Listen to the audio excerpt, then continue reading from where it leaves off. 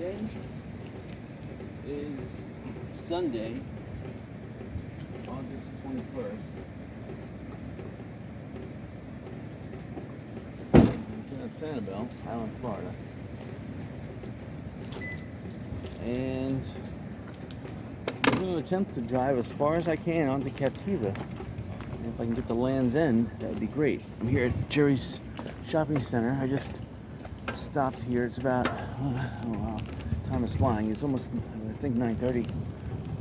There's very little people on Sanibel right now. There's only one church on Sanibel that I know of is having Mass, which is next door here. Jerry's is the heart right now of the island. This is where everyone comes. And there's very few people, though, in Jerry's. There's a lot of people inside the Jerry's restaurant. Jerry's restaurant is, there must be at least 40 people inside there. And I don't see 40 cars, so they must have come for the church next door and then just walked over. Or they're waiting for a certain Mass over at the church. Because I don't see that many cars in this parking lot. Over at the church's parking lot next door, it's pretty crowded. So I think that's one of the reasons why Jerry's is open early on Sunday. So the route that I anticipate taking is straight on Sanibel, straight ahead, going all the way down to West Gulf Drive, all the way to the end of West Gulf Drive. And I looked on the map, but there is a beach access. I'm hoping that the roads meet, but I go on the beach a little bit and get out on Jamaica Road, which is...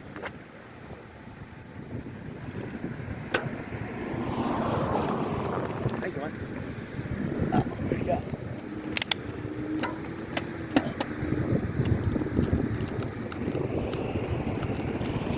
So, I guess I'm on the wrong side of the road anyway. I've come down these roads quite a few times when I was younger, but I really haven't been down this portion of Sanibel for at least 3 years. And for someone who lives and bicycles on Sanibel often, I mean, to bicycle across the Sanibel Coastway is free. It used to be before the hurricane. So, like, once every other month, I'd come over here. I mean, I was crazy. I used to bicycle from my house down to Fort Myers Beach. That's an extra 10-mile round trip on top of 7 miles bicycling down on Fort Myers Beach. And I said to myself, you know what? That's crazy. So I stopped that. I started putting my bicycle in my car because that way, if I ever ran into a situation where I had a flat tire, I would have, at least an emergency plan. I do carry, obviously, a cell phone with me. I do have some cash. That's, you're 90% there. Telephone, cash, but believe me, you can get anything done. But still, you have to walk. And it's not nice. So I make sure I check my tires, I inspect the tires, check the inflation level. I did, both at 65. We're both holding air.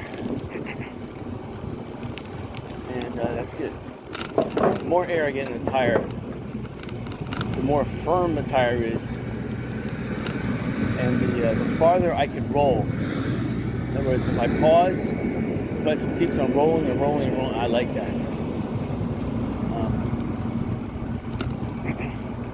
It doesn't do that on the beach though, but it does that on pavement, which is important. So, besides going out on the beach between West Gulf Drive and Jamaica Road, I don't anticipate going out on the beach too much. But that beach extravaganza will be at least a half a mile on the beach. So if it's high tide, I would hate to walk the bike. So I'm hoping the tide is low.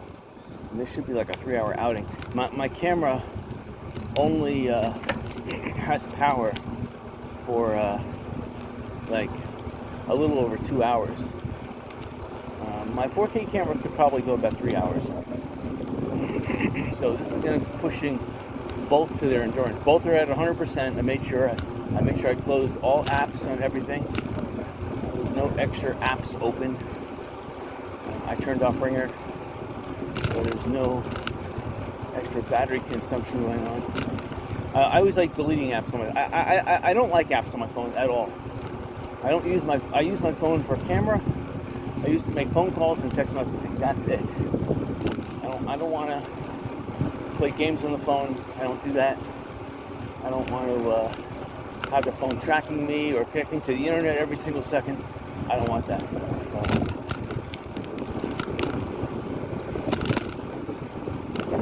So far, this area's not looking too bad. 1 year after the hurricane. Well, okay, technically it's a little less than 11 months, but still, it's looking pretty good.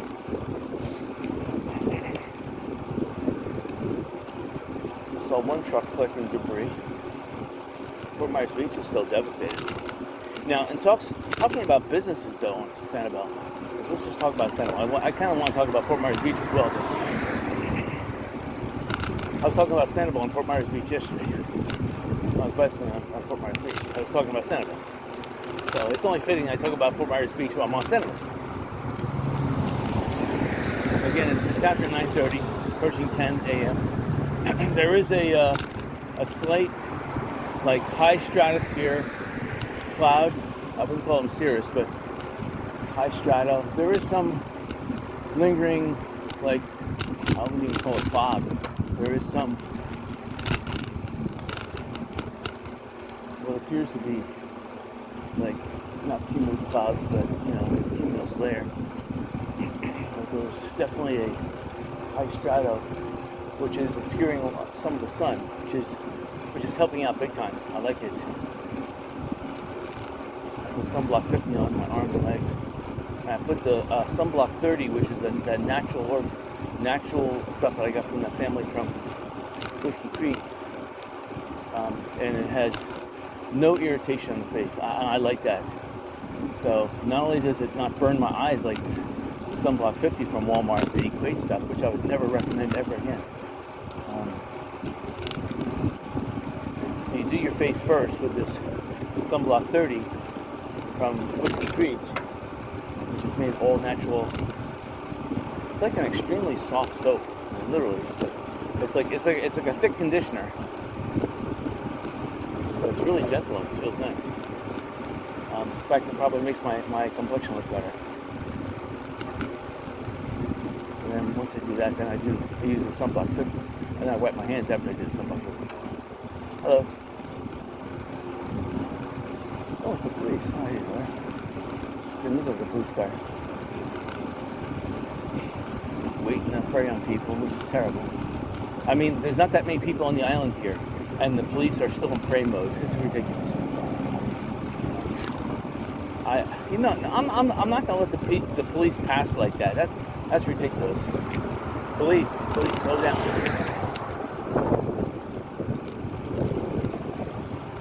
Police, slow down. Police, slow down.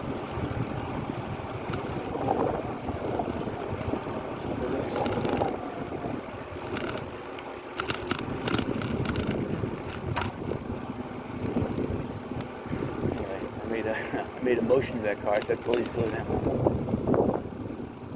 I'm not going to let police take a pass on that. They think it's business as usual to mess with their tax-paying residents. That's not right.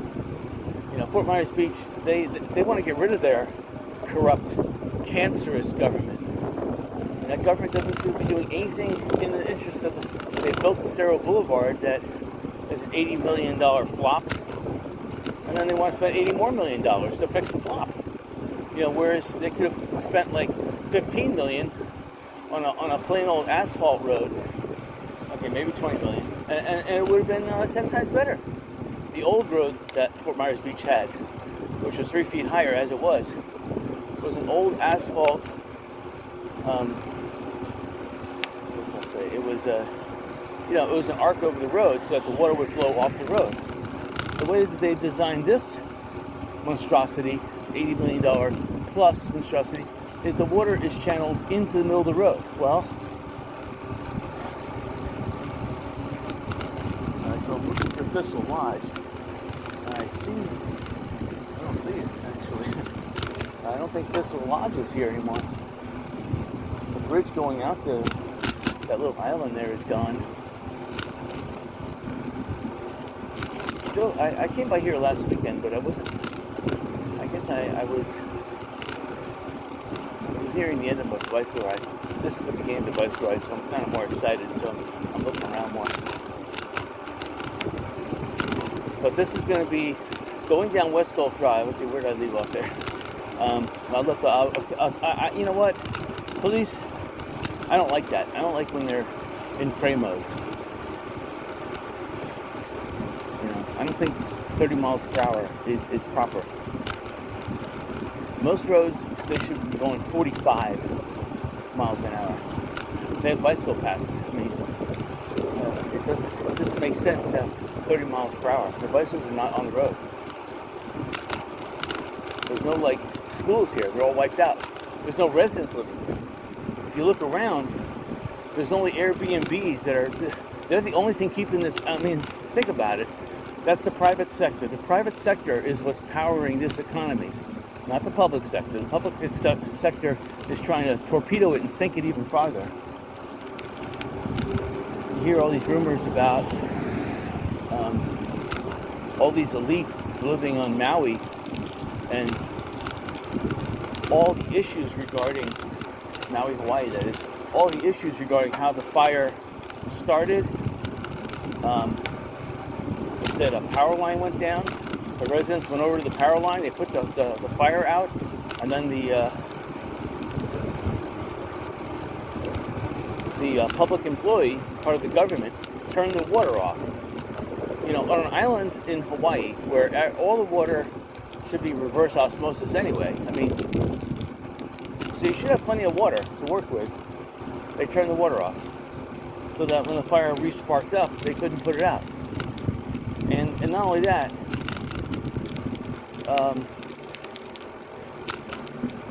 so that power company, for one, if you have a threat like that, you should bury your power lines in the ground.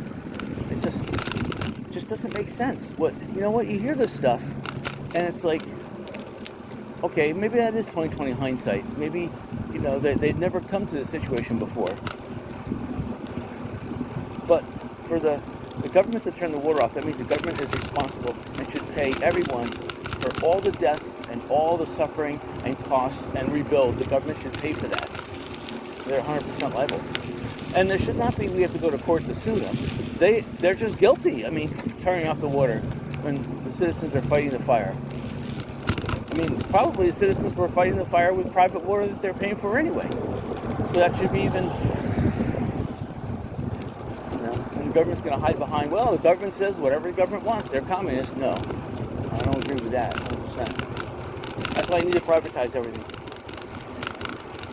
Individuals should be responsible for getting their own water, producing their own electricity, and the government, you know what? And if the citizens are going to be responsible for that and their own protection, carrying guns, enforcing common law, which is agreeable among the citizens, not imposed on them by the government, then yeah, we don't need taxation. We can drop it down. We can get rid of income tax. We can get rid of property tax. Just have a 1% sales tax on everything. Food, stock market, selling of homes and cars. 1% tax, no more. And then no more fees, no more permitting fees, no more contracting license. You don't need that. You shouldn't have to have it. I mean, that's I think a violation of the Fourth Amendment, imposing undue regulations on economic. I forget what it is. Whether it's a violation of the Ninth Amendment or it's a violation of the Fourth Amendment of the U.S. Constitution. You should not allow that. Anyway, long story short, I would fix the government big time and make America great again almost overnight. And you should not be allowed. You should be only an American should own American soil, and no dual citizenship should be allowed in America. And corporations, there should be two limits. One, a foreign government cannot, or foreign entity cannot own more than 49% of the common stock of equity, let's put it that way. And then if the equity is diluted below 50%, no foreigner could own a majority share, even if they own less than 49%. So if they own 30% and they're the majority shareholder, then they need to sell, and that 1% law comes into effect. Yep, I agree with that. They have to sell, and they can't sell to another foreigner. They can sell to another foreigner, but they can't. That other foreigner can't go above that maximum threshold. That's what you would have, and the company couldn't be owned by more than 49% of foreigners. So even collective as a whole, the foreigners couldn't own more than 49%. So you could sell to a foreign shill, but still, if the ownership, then they would have to sell to an American. And then you would say, oh, well, BlackRock and these other corrupt companies would get control of this. I'm not even going to go there. That's a story onto its own. There's so much proof and evidence that I'm not even talking about this election steal. But come on, everyone knows it. Everyone knows it. The election steal was recorded in Europe. The servers recorded information. It was backed up from Europe to India. So even though they erased the servers in Europe and North America, all the data that was flowing into Europe was backed up in India. So the evidence is there. It's just, the court system right now is being criminalized by the people in power right now. And that just means that a lot of people are going to face a tribunal, because when you're in government or when you're in the judicial system and you create acts of warfare against America, then guess what? The common law doesn't apply to you anymore. You're above common law at that point. Yeah, you took an oath. And that oath means the Supreme Court only deals with matters to the Constitution. When you violate the Constitution like that, then you're hauled into a military tribunal. A military tribunal is not a court.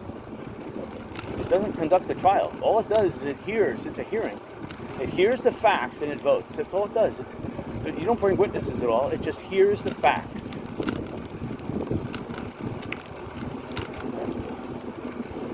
More than 50% guilty, then at a tribunal level, then that's a life sentence. Less than 50%, you're let go free. 100% is a death sentence. And if you commit crimes that amount to 40 plus years, that also can be automatically converted into a death sentence. So that's the way tribunals work. Short, fast, literally within a day or two. You don't need this Nuremberg show trial. That's silly. Tribunal, you just hear the facts and the tribunal votes. That's it. Now, I would say with a tribunal, the problem with the American court system is like this. There is a double jeopardy going on here. You got civil trials, and then you got whatever you want to call them, criminal. That's the type of double jeopardy. You're being tried twice for the same crime. One for jail and one for money. No. It should be the same.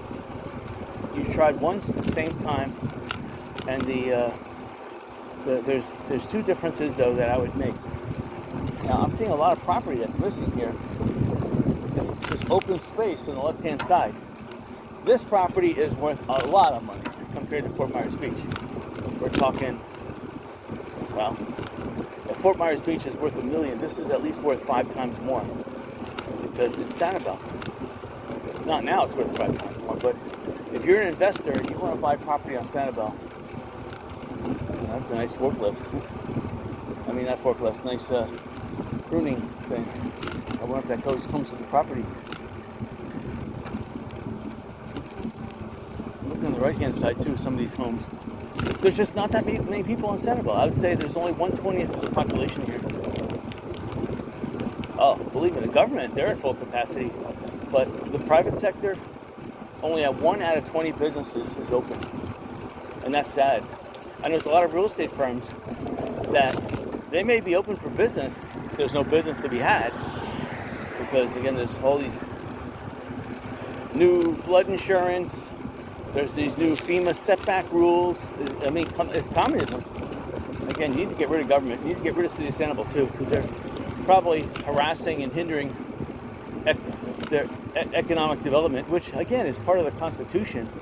That should be criminal. If the government gets in the way of economic activity, they should be held accountable. And yeah, they've committed crimes then at the constitutional level, and those people in the government should be held to a tribunal, and if found guilty, death.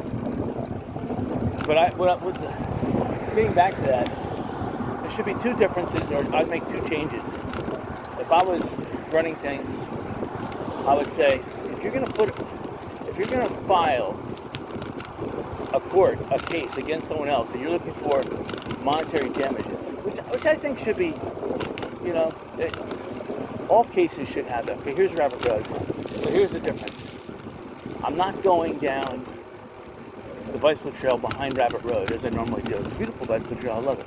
But to break things up, I'm going to go all the way down to the end of West Gulf Drive. That's an extra 2 miles. So we will see here. First we're going to see if the bicycle path actually goes that way. Yeah. Oh, hello. So it looks like there is no bicycle path over here. Alright, so we're riding on the road. This is new. So the two changes I would make would be, one,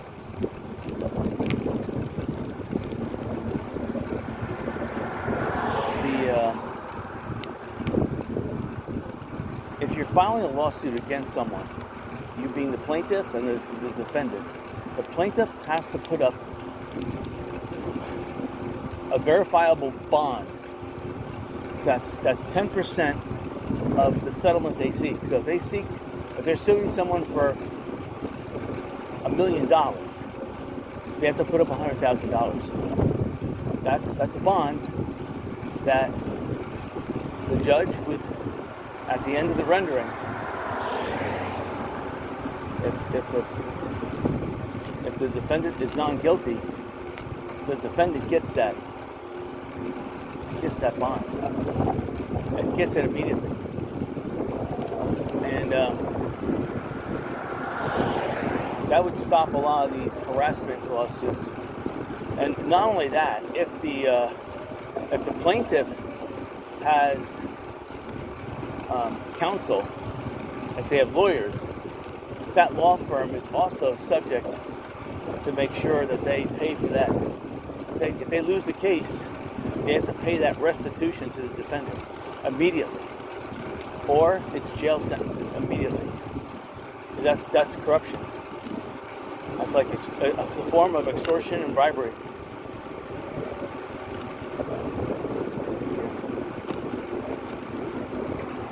Again, there's a lot of economic activity on the left-hand side, which is the Gulf of Mexico. On the right-hand side, it's a sleepy community. People are not even paying for their lawn care. That's how sleepy it is over here. But this house did. This house, okay, somebody bought this. The problem is, I was just on the Lee County property appraiser's website this morning. I was looking at two properties I want to buy. One is on, actually no, they're both on San Carlos Boulevard.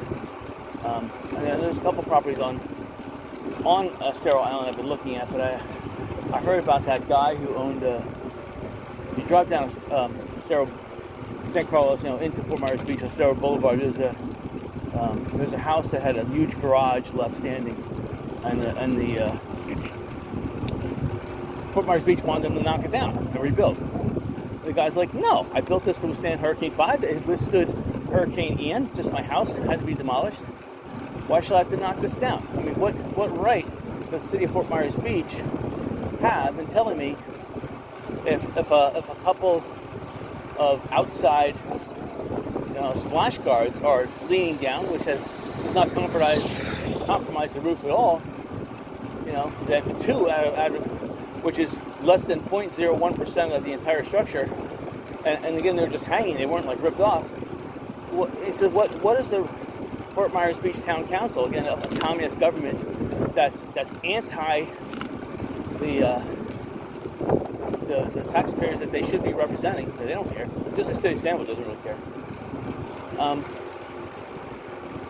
So the homeowner said, I'm going to elevate this to FEMA. FEMA said, no, it's a local, state, federal government matter. Of course, FEMA, of course, is biting its own tongue because they said federal government. FEMA's federal government.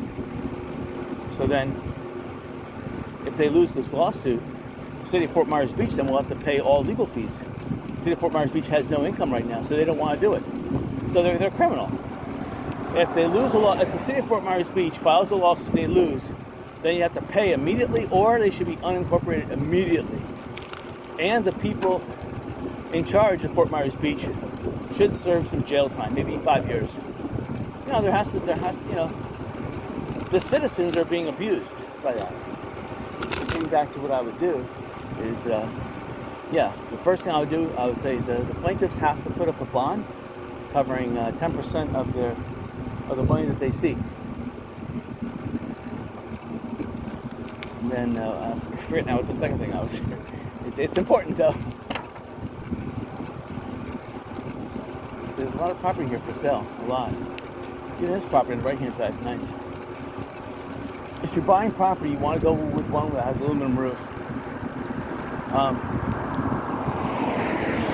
The problem with on the left-hand side, that's the cheap standing seam. See, now on the right-hand side, that's the just the 1.5 inch standing seam, but it's not too bad. It's the house we passed that was for sale. That was the exposed metal roof, which again is better than any other type of roof, but because you're near the salt water, unless you have aluminum screws won't hold. Even stainless will rust because it's Chinese stainless, which is just iron. It's basically pig iron with a spray finish of stainless, which is like 0.0001 electroplating. It could even be painted stainless. It's pretty sad. Personally, I think stainless should be 100% solid stainless if they're going to call it stainless. Otherwise, it should be called steel. Steel with a paint or electroplating, like a galvanization, which is not galvanized with zinc, galvanized with carbon. So now that house over there has a thatch roof. Wow, and that withstood the hurricane. No trespassing, look though. Uh-oh. I'm coming up to the end of the line here. Well, the bad thing is that when I go to Google or Bing, they're showing imagery that they say 2023, but I know the imagery is wrong. Alright, so I must have passed the turn to go off onto the beach. So I have to look for some access point now. And all the imagery is wrong because it's all old. The old imagery though looks fantastic. But I don't see the beach access here. See how far I can get on this dirt road. So yeah. I'm only talking like this because this isn't so long. Yeah, I see a lot of devastation here. The Lee County Tax Collector though does have imagery which does show post-Hurricane Ian pictures of things. So like this road never connected onto, I think, Bio Road is what's coming up, Bayo or whatever it is.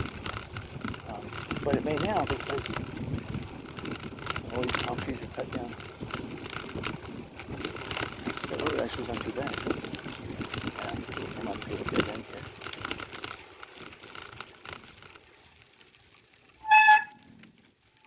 There is a road up there, but like to go overland. Let's see what will happen if I walk this way. We'll still go out on the beach, but we're gonna take a little diversion here. I just don't want to run over any sand spurs. Oh, that would be a problem there. Alright, so this is not too bad. There probably was a house here at one time. It's not here no more, which is pretty sad. So, looks like I'm walking into someone's backyard. It's terrible. I'm walking over like killer bees and stuff. Oh, this is interesting. Okay, so there is a pathway that leads to the beach here. I see it. Or at least there's an opening leading to the beach. Right here. This seems to be marked as a demarcation for the beach. But unfortunately it's walking through a hedgerow of stuff. Let's see what will happen if we go over here. Looks like the people here are living in this house, so I don't want to walk too much on their private property. I may have to use it. It's sad. It's terrible. They did a good job of spraying weed over here, though. Alright, so I burrowed a trail and I made it. I made it past West Gulf Drive. Yeah, that was an access point, but it was overgrown. I didn't want to walk through all that brush because I have, there is poison sumac somewhere around here. And, oh, yeah, these streets are just little circles with these types of stones that flatten the tires. Hold on. Think about this. I really don't want to bicycle on this stuff.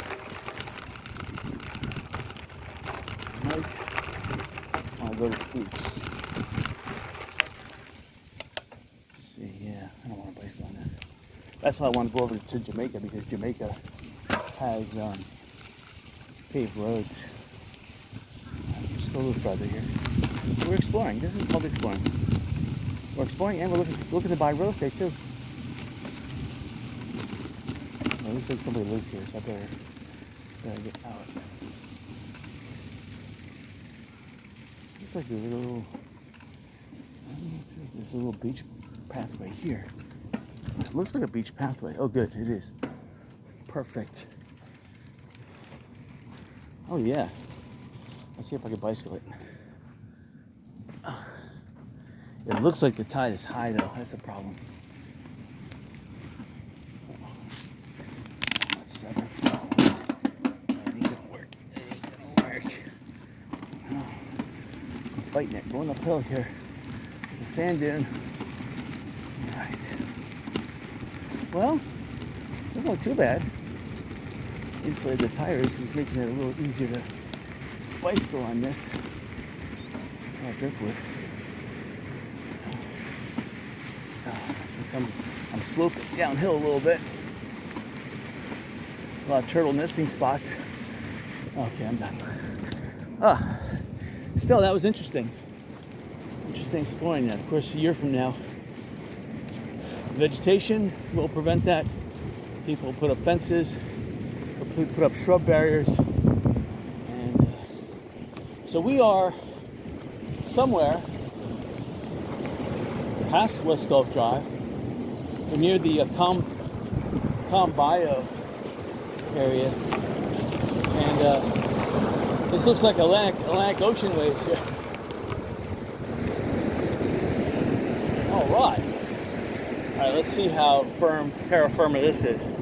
It looks like the tide is pretty high right now. Not as high as it could. It looks like the tide is coming in a little bit. Let's see, I got on a low gear here.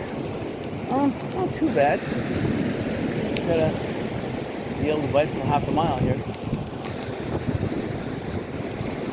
I mean, if I could bicycle all the way down the Blind Pass, I would love to do that. Even Bowman's Beach. But the first bridge, which is the old Bowman's Beach bridge over the bio there, that one I heard got destroyed. I'm not sure. The other bridge is good. It survived. So, yeah, there's nobody on Sanibel except for these 2 people in front of me. And I like how they're picking up their doggy doo too. Being good neighbors. They could bury it in the beach, but nope.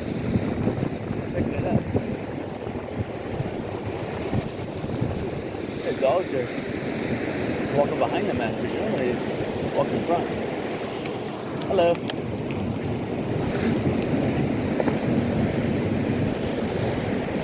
Just glad that dog didn't bite my leg. Oh.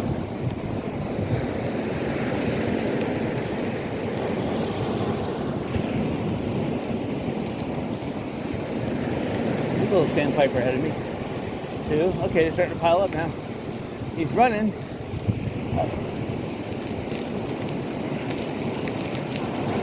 So this is not too bad. I'm looking at the seashells too. I mean, up until right now, the bicycling was really enjoyable because there was not that many seashells. Now I'm starting to run into some seashells. So I'm looking for Jamaica Road now. At least I can say I did some beach bicycling. The water is just awesome. I can see why people live over here. Secluded beaches. Look how nice and wide this beach is. This beach got at least 20 more yards added to it, and 2 feet in elevation. The same as Fort Myers Beach. Because the way the hurricane went, it pulled all the sand from offshore and dumped it on shore. So all those sandbars down by Redfish Pass were probably pushed down and dumped here on the beach. So I can feel the sun too. It looks like from things though, it rained here last night and it still hasn't dried out 100%. You can see on the right hand side there's like some erosion of the beach. So the beach, the sea, the Gulf is trying to reclaim some of the sand that is dumped up here. The nice thing is that I'm seeing not really, they kind of look like miniature Hawaiian waves are rolling in. Every 30 yards, there's a wave hump coming in at an angle. Like here's the one, a big one coming in about to crash. Not that you could do, wow, it just crashed. It almost came right up and hit my tire. I mean, I don't think you can do any surfing on it, but you can do body surfing. Okay, now the sand is getting really soft. I'm gonna have to exnate from the beach. I'm on low gear. Oh, terrible. Oh, and then when the wave goes over the sand, it's actually making the sand less compact. It should be the other way around. When water rolls over the sand, it should take air out, make it harder, but no, it's making it softer. So there's a type of mud in here, and the mud is a sponge, and it's sucking up the water. So only when the beach dries out, the mud contracts, and it's terra firma because it's mud. But you put water back on it, it's like a sponge, and it's not that good. All right, I'm looking. The beach jets out here a little bit on Sanibel.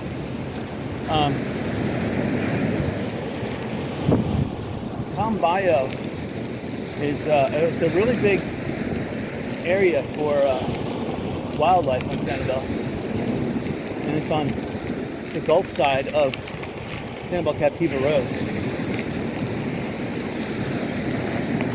Right now, some really soft sand. Try to bicycle a little farther. The waves are coming in. You see the high water mark line increasing on the beach. I think Jamaica is coming up.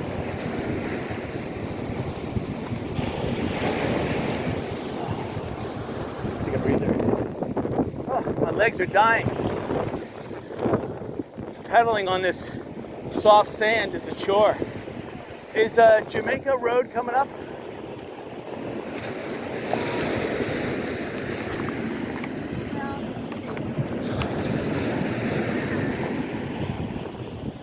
This is probably trail winds or trade winds? This is Cactus America. If you want to go to trade winds, it's up there a little Okay. bit. I think maybe you can see the flag. Okay. I know there's that public access on the far side of trade winds where that. Yeah, you go through there. Yeah. Okay. But that's trade winds right there. Okay, 1, 2, 3 houses. Yeah. Next part here where Then that's trade winds. I think it's before that house that has like Oh, I see. it's in there. You'll be able to see it, I think. Okay. I appreciate it. Yeah, I'm dying. I have to get back on the roads. Thank you. Alright, so I'm just trying to be neighborly. I had to take a break anyway because my calves are dying trying to pedal through this. I'm at low gear too. I just don't want to go. The beach is almost a quarter mile right now. I mean, literally it is, yeah. The water goes over the sand. It makes it even more like spongy and quicksand. So there's definitely mud in this. Probably a lot of dead fish. And that creates the mud.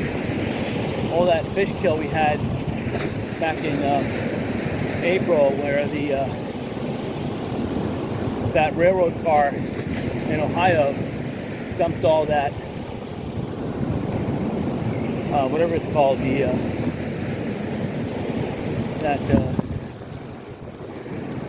forget what they call it, some kind of chloride.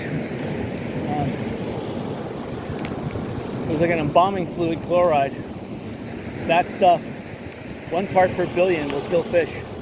And it killed at least 100 million fish were killed, if not more. It could have been 100 billion fish. That's, you know, they should have siphoned that tanker off to another tanker and not let that stuff get in the water. And that stuff is lethal to humans too, but more lethal to fish and every biosystem. All right, so she's saying that this is trade winds, which is it's a bisecting road that's off of Jamaica. So I could go. I'm gonna go now. Actually, I'm not even gonna wait. I'm just gonna take this first one here because my legs are dying. Oh. I still got a long way to pedal, and I can't tire myself out for the whole trip. So anyway, I was going good on the beach with that. It was like hard sand, and actually I had a slight tailwind, which was helping me.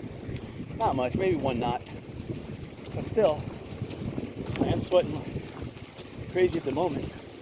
I'm just glad it rained last night, because if this sand was white, the beach would be 10 degrees hotter.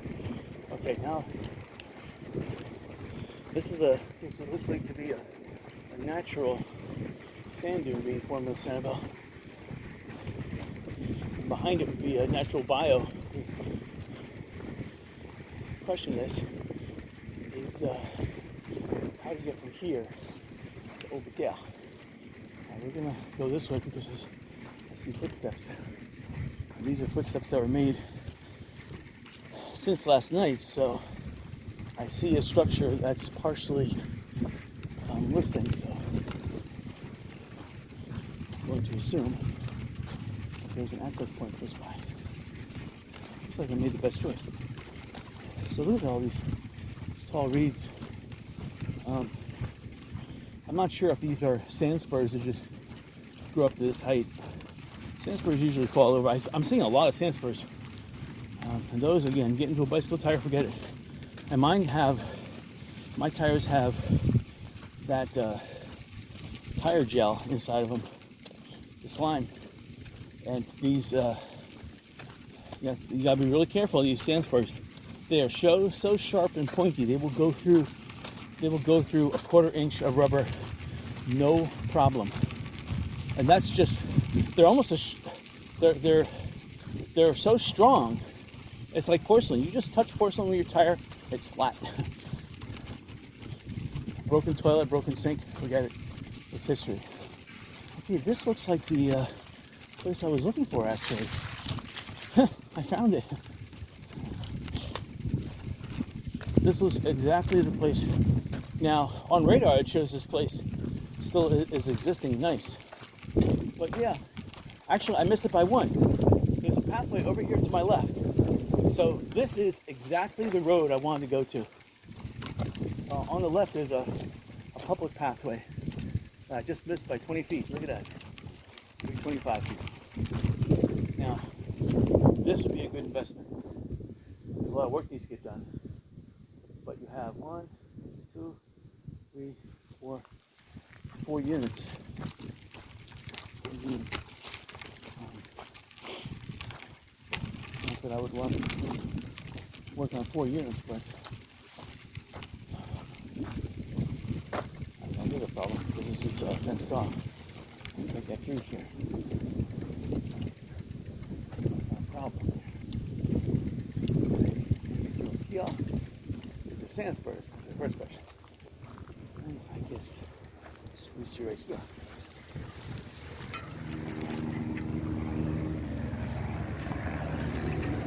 It's a nice big road here. Right.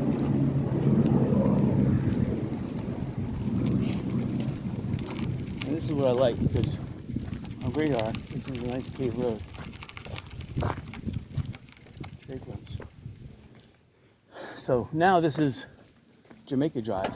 So the road over there is Tahiti Drive, and the trade winds goes right along the parallel with the Gulf. And yeah, this is Jamaica Drive. This used to be back in the early to mid 70s. This you can still get a house here for $70,000 on a nice lot. So these homes were being built here, and you see a lot of them have raised outside air conditioning. I'm not sure if they got raised since the hurricane or what, but this area is not that high. But because it has a nice paved road, even back in the late 70s, this road was being paved. But I can tell you right now, there's some good investment opportunities on this road.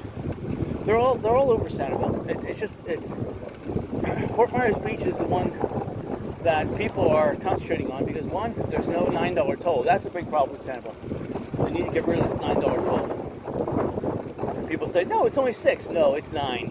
Forget it. It's $9 every time you go across. Charged by plate. You're getting paid. You're getting a $9 charge. And when I went across it once, not to Sanibel Coast, but the Cape Coral Bridge, I got charged $20. I was like, $20? I thought the toll was $2. They're like, no, you must have missed a payment. I'm like, no, if you guys sent it to me, I would have paid it.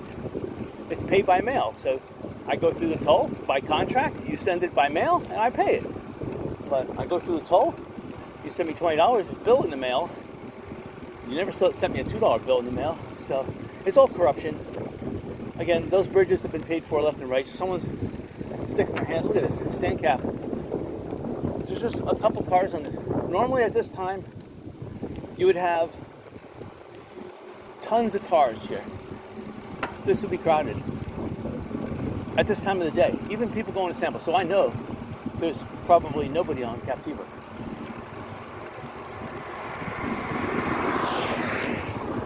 I'm trying to get over, but the road is, I should get over for a good spot, but I don't see a good spot. Coming up there's a good spot. Coming up where this green grass is, looks like I can cut over. It's there. Looking for it. It's getting worse. Right by this mile 4 marker, let's see.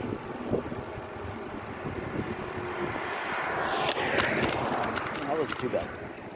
Alright. I do see a person with a bicycle up here. Alright, so we're still not even 1/3 the way through the trip. I hope you enjoyed that beach ride. I know the tide is, it may be coming in a little bit, but I know it's going to go out a little bit because Fort Myers Beach at Yesterday, that was about 11 o'clock. The tide was out a little bit. Look. So,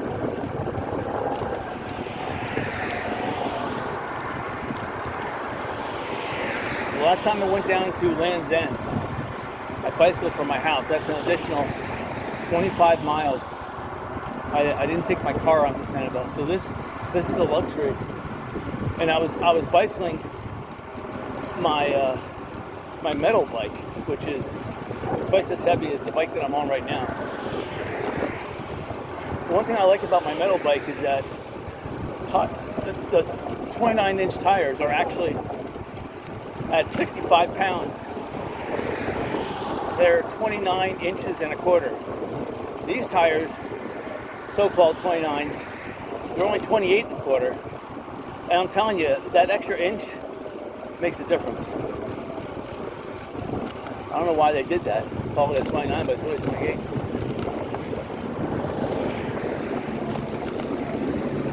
So we're coming up to Bowman's Beach. There's a helicopter that just took off. There's a mosquito control on the old Bowman's Beach runway. That was one of the 4 runways on Sanibel. So you had Kinsey Island, that's down by the lighthouse. That was the runway. You had Middle Gulf Drive, right off of Casia Bell. In fact, we passed it early in the video. That was a runway on the other side of Algiers Road. And then, let's see, there was right here at Bowman's Beach, there was an airport. And in Warford, there was an airport. So, 4 on Sanibel. And there may have been one on Captiva. I'm thinking that the old Buck Key, I'm talking 80 years ago, may have had a landing strip there. But I could be mistaken. Because ever since I've known, when I first started coming to Sanibel, Buck Key was like almost as if it was like a crime to even think about going on Buck Key. It was private, you couldn't go out there.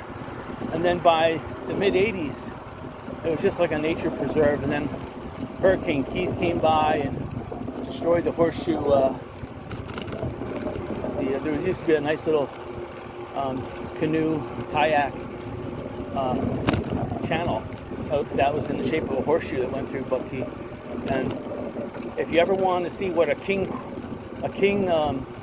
crab looked, yeah, it was a king crab, or actually no, it was a king spider. They look like king crabs. They're huge. Their main part of their body is as big as a clenched fist, but their legs, they had 6 of them. They were spiders. They spin webs. They look like a king crab. Each leg is almost, between 12 inches and 18 inches long. So they're huge. And you see this telephone pole? You see how this big one here, not those little ones. You see how far apart the posts are between, and the cable has got to span that distance? That's the same distance that these king spiders used to spin webs. And they used to catch, in the summertime, cockroaches when the temperature gets above 70 degrees, 75, whatever. Cockroaches like to fly, especially during mating season. And these king spiders would spin these big webs. And the webs were like nylon. I mean, literally, they were thick. You got caught in one, and it would almost be impossible to break out of. You literally had to go for a scissor to cut it. It was that strong. And I got caught in one. And luckily, the king spider wasn't around. Oh, looks like there's a warning up here. It looks like there's some damage on their bicycle surface. Missed that pylon, thank God. Yeah, the king spiders were on Buck Key big time.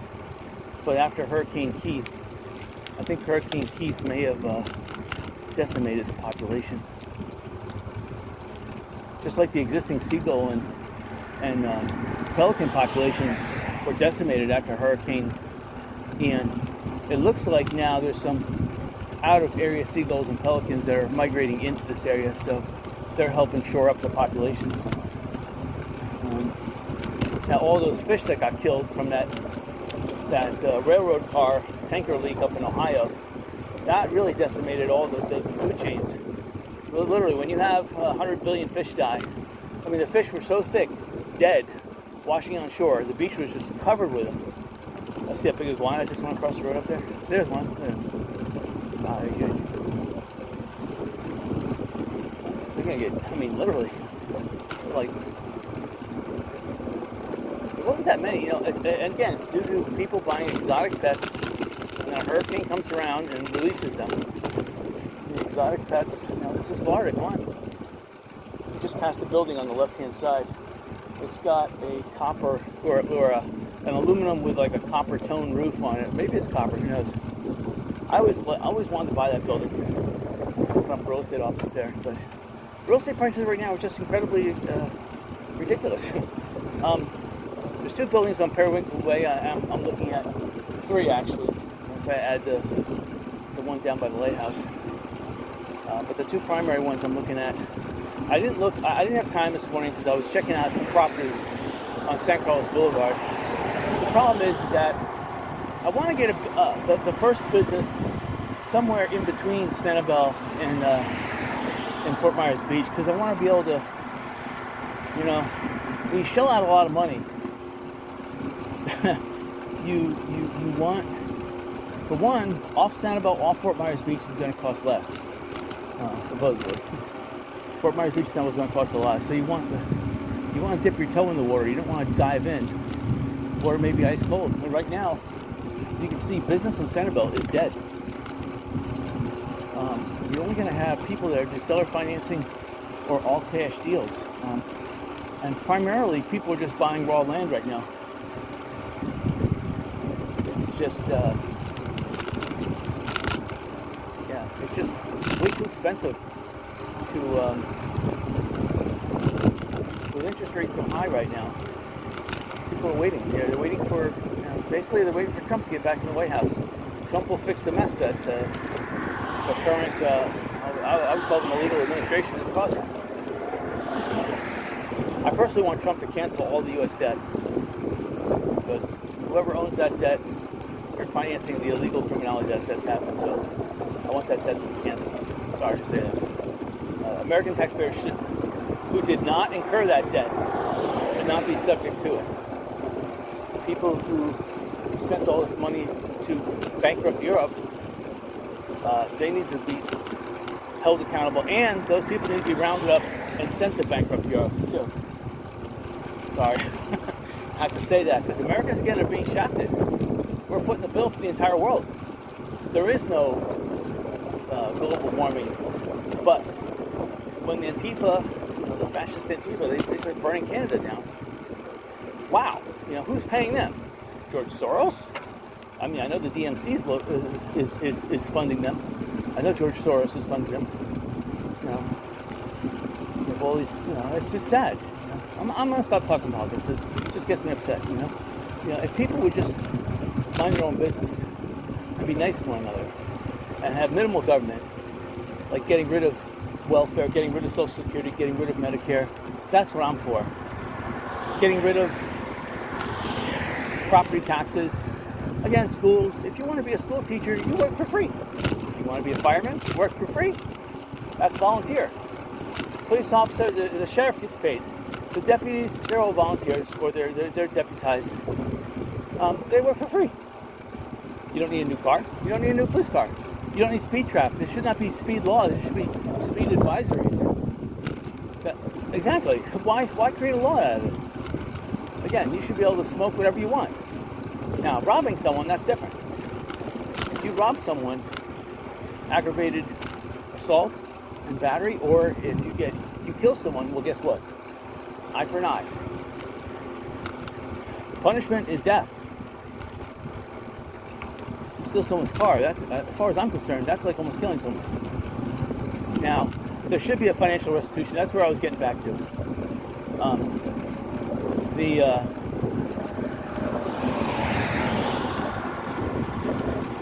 If you're filing a claim, you should have to put up 10% as in case your case loses. But all court cases are subject to the constitutional rights to be before trial and after trial. In other words, a review of the trial is held before, if it violates constitutional rights or not. If it does, then it's thrown out immediately. And if you put up 10%, you lose that. And then it's also at the end of the court case. And they're also reviewing, the review of constitutional rights is done to also, you're reviewing the judge to make sure he's upholding the law correctly. Because you have all these judges, like in Florida, DeSantis has to fire them because they're totally incompetent. That's the thing. They're totally incompetent and they're violating the law. So they need to be basically arrested. But in DeSantis, he's just suspending them. He's assigning them, obviously, real easy remedial work that these incompetent people have absolutely no clue how to solve. So they'll never be reinstated. But that's what I think. So as long as, let's say, if it's all political, well, political is pretty much a violation of the rights, because that's what currently the people who stole this election are doing. That they're trying to make everything political, but it's really they're just fortifying all their lies with more criminality, and now they're involving more aspects of the government to further criminalize their steal. So it's these whistleblowers are now being attacked by the administration that's in power. So, but before, when Trump was in there, whistleblowers got off scot-free. So it's a double standard. It's basically a Cold War, Cold Civil War. It's happening right now. People know that. Florida, though, is solid MAGA, so there won't be a frontline crusade down here. But even on Sanibel Captiva, you have a lot of what I call enemy. They have their fortresses here too. And it seems like the Sanibel police are starting to, take their side, because they got money, and they're saying, okay, we have our fortress inside the MAGA state, but we know it's safe in MAGA state, but we're like a benign cancer. We'll stay in the MAGA state, and then when the time's right, we're going to become malignant again. So no, seek and destroy all cancer. Cancer. I have a cancer cure. I call it a treatment. I don't want to call it a cure, but I would make it for people, and it would probably cost me the time. See, that's a problem because my time is very expensive. But if I was to make it, and my time is almost $200 an hour, it takes about an hour to make a nice liter jug. But a liter jug, believe me, will cure you. It would cost me, $200 an hour, about $200, But, if I gave the recipe to Suzanne Summers, because she had cancer, and I don't know if she ever read it, because, these celebrities are so rich, they have cancer, they, whatever. It's sad, but I admire her, so I gave her the cure, see what happens. Alright, so this is Blind Pass, and I remember when there used to be the Santiva cottages were jetting out. That's not moved there. A person right up here on the left-hand side was from Pennsylvania. They had a mobile home, and the first storm, I think it was Hurricane Keith, their mobile home got undermined. They had to abandon it. And there was a home right by the Mandalay Bay home over behind me, and they had all their foundation of their house was taken away. Their house was still standing on stilts. So the Sunset Grill and the Santiva General Store are gone. Look at this. There's just this one little thing left over. This would make a perfect real estate office. Obviously, there's a lot of work needs to get done there, but there's open space. Look at this. I forgot even what was here. There's nothing left. Please, no roadside parking. So what are you going to make this into, a parking lot? All these were wooden structures. Obviously they're wiped out. But this is interesting. Very interesting. Yeah, I don't even see the restaurant that was here. So again, you have a lot of real estate now. It's open for purchase. Roadside parking. Let's see. The Sanibel is still charging. It looks like the Sanibel ticketing system still works in this area. The pay here, maybe.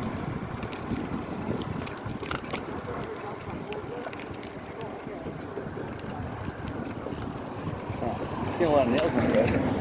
You know, it's common for me when I'm bicycling on Fort Myers Beach to look down and see if there's nails. It's not common for me because I'm just in total awe at the changes here in Sanibel. So people are here blind paths. I see a lot of, I'm looking down towards the right, I see a lot of people with kayaks, canoes, fishing too. The bridge here, it looks like the pass opened up again. So there used to be a big sandbar from Captiva that was edging its way down to Sanibel. That's all gone. So it's back at the break wall. So the pass is wide. The Sanibel beach is starting to collect a little more sand again, so it's not as skimpy as it was. And again, the blind pass parking is somewhat full, but the rest of Sanibel is empty. Look at all the vegetation that's been removed. These homes now are exposed. Yeah. Beautiful homes though. And you get the home for a discount without the vegetation. Vegetation is the cheapest thing. I mean, you can go to a nursery and for like $1,000 out in Lehigh Acres or Pine Island, but they'll pile for $1,000.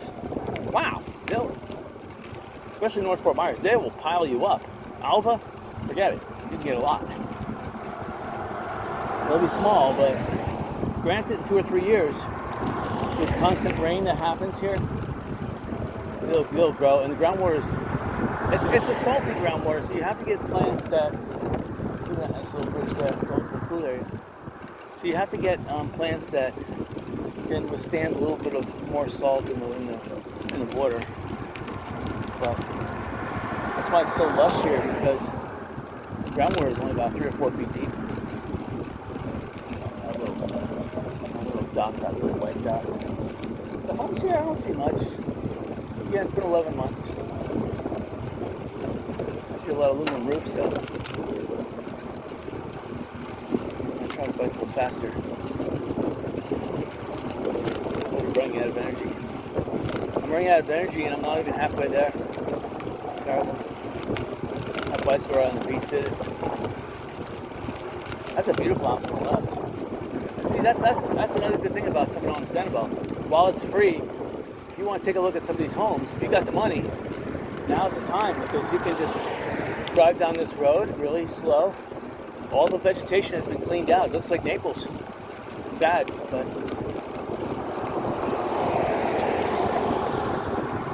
it'll take about 3 years for the vegetation to come back.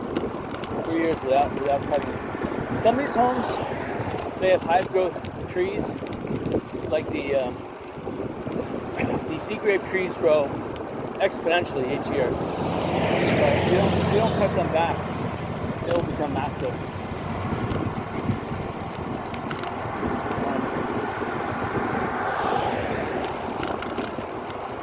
I see a lot of. There was a couple freestanding Australian pines. I see one coming up on the right hand side. That's what I've noticed. More Australian pines are cut down. So it's just sad because, okay, that was a foreign species, but it's lived on Sanibel for almost 80 years. Look at that place on the left. Wow. Yeah, aluminum roofs survived. Everyone here has aluminum roof. When I say aluminum roof, there's a lot of people getting this Galvalume. Galvalume is not aluminum. It's basically wrought iron with a micro electrostatic layer of zinc, and then they take an aluminum titanium paint, put it on the roof, and then they bake it like at 400 degrees or whatever they do. And they call that Galvalume.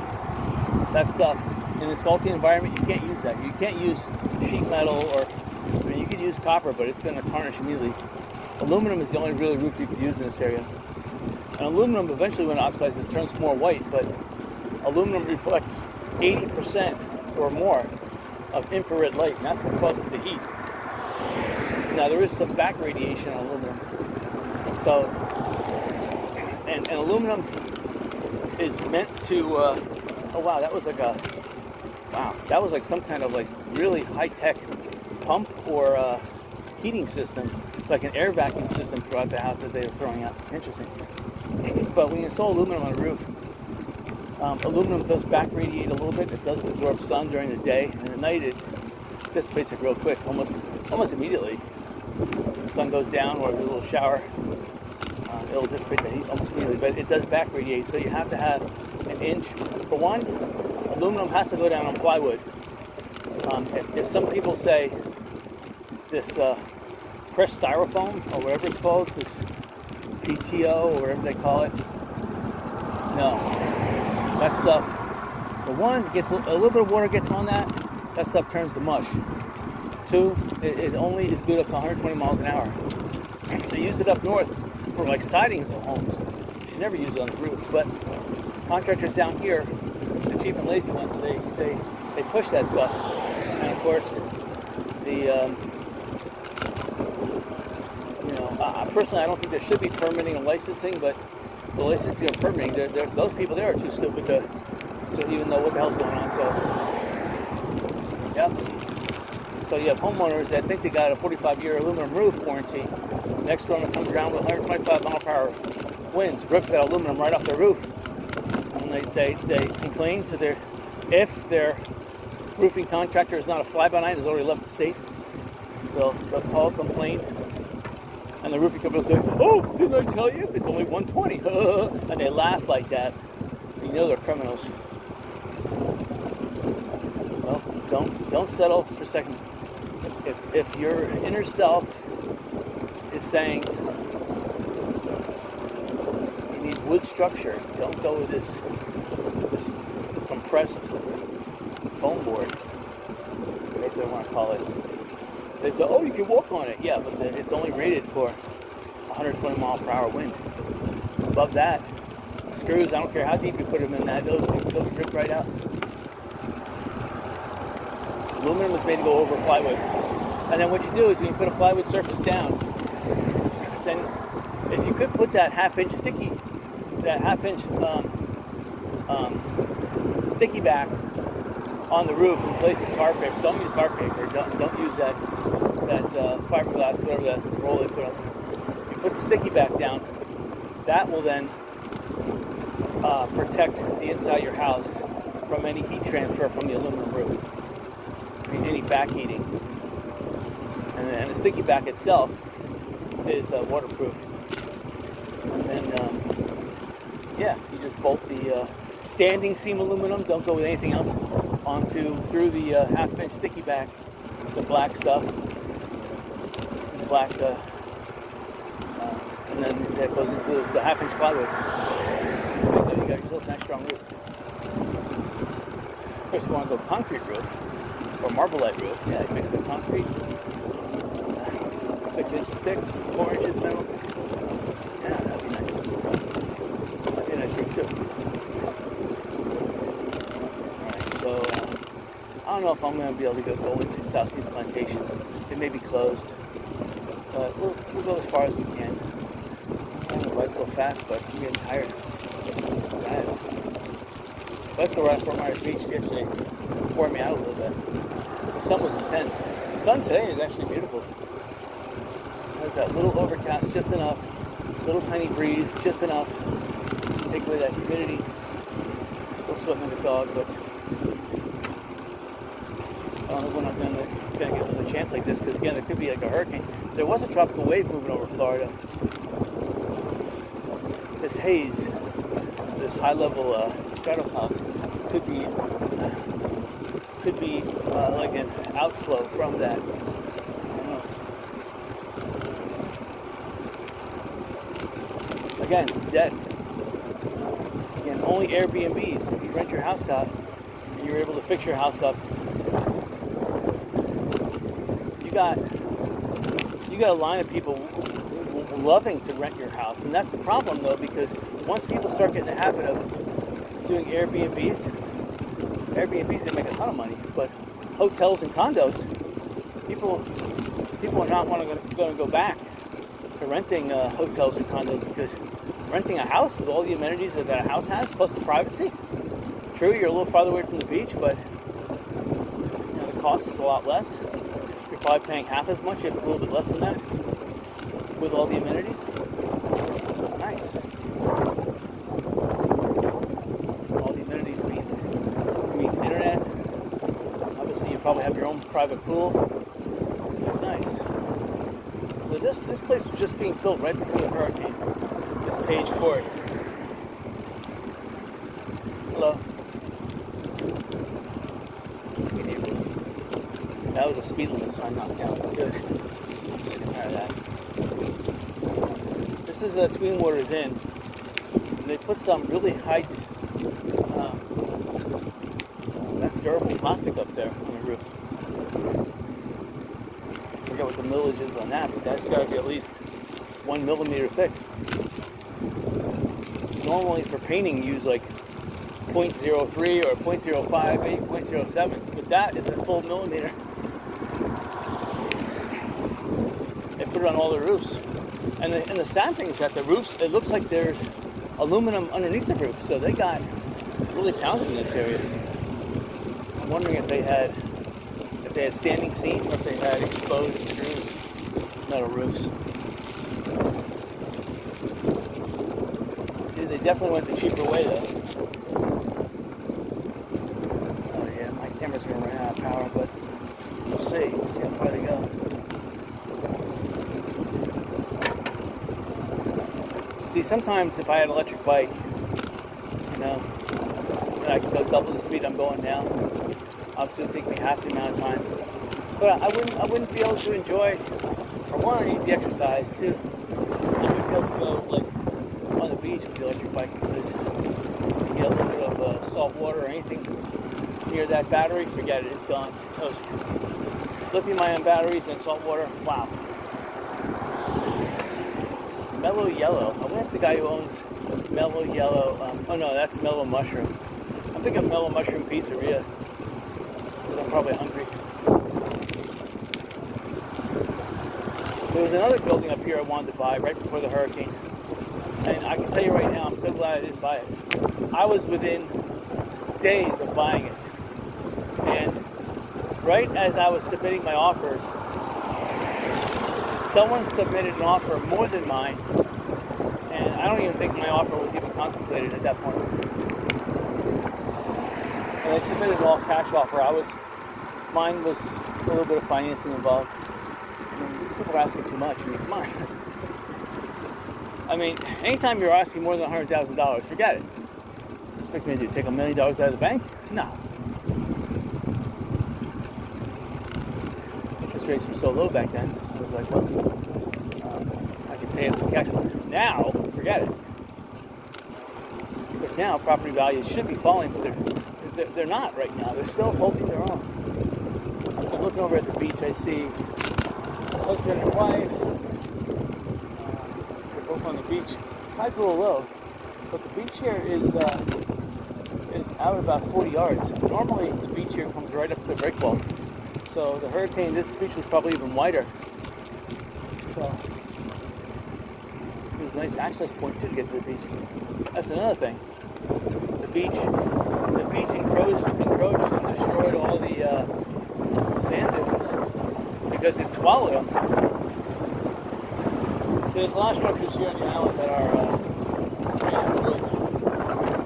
So they're toast. They're only good for like day rentals. And the people that are running on are going to be at the beach all day, and they're not going to care if it smells. They're just going to sleep in it one night and go back to the airport and get out of here. Here's a green flash. They probably survived. I mean, I see some damage to the siding here, but I see all the furniture stacked up. So it says grand reopening September 23rd. So that's good.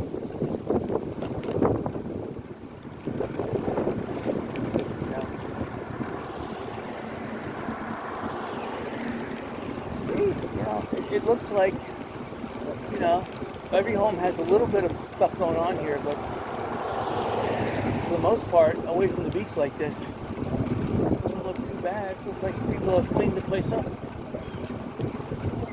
West Gulf Drive would look the worst. With all those hotels knocked down. Glad I drove down there. And right where we made that little lane crossing between West Gulf Drive and Sanibel Bios, whatever that was called there. There was still a lot of homes damaged there. So, yeah, so it's just beautiful in here. No problem.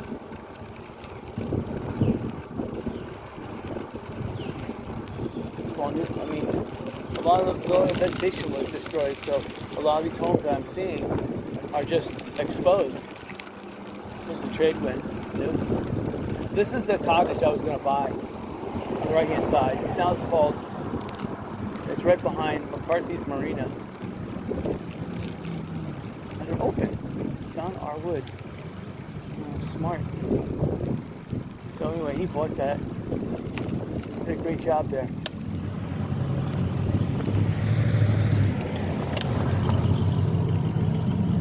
Island Inn, they say they're open. This is the bubble room on the right hand side. They look like they got. It says no trespassing, so they're not open. Here's Cold Brew coming up. The bubble room. They look open. Hops.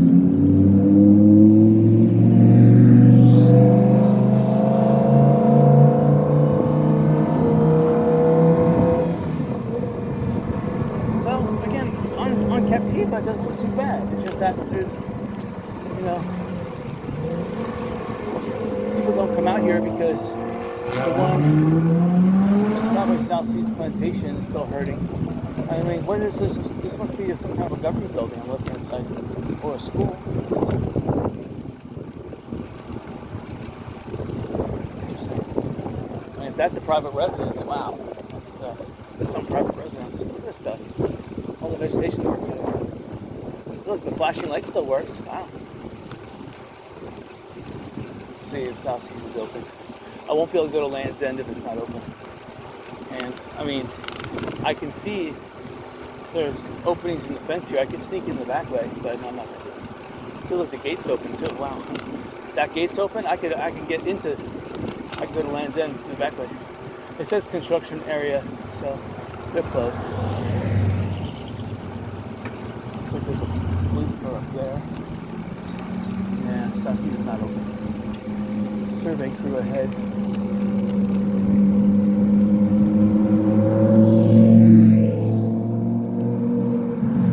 So, yeah, there's the sheriff. Yeah, I won't be able to go there. Sad. I'd like to go. Yeah. The gates are open. It's closed, right? South Seas? I have no idea. Okay. Yeah, I think Okay. The post office. And there's the Bank of the Islands teller box that is open. Now these buildings here were made out of wood. These were on the right hand side of South Seas Plantation.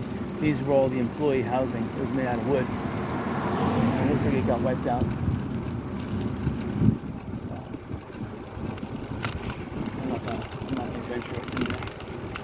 I mean, there are still private citizens that live in here, but you probably have to show your proof of residency to get in. So this is the normal end of the line if you don't go to South Seas. South Seas, yes, you can go another 2.5 miles to the end of Captiva.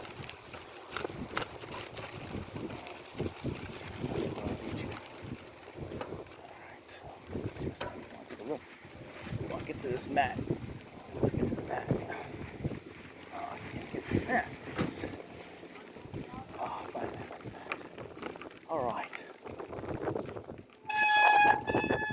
So you can see this beach is huge. It's not a beach that way. Wow. That is gorgeous. So it looks like there's one person every 100 yards.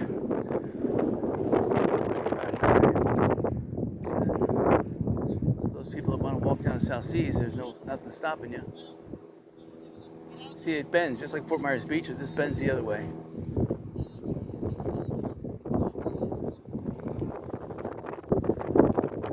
It's the halfway point. Back.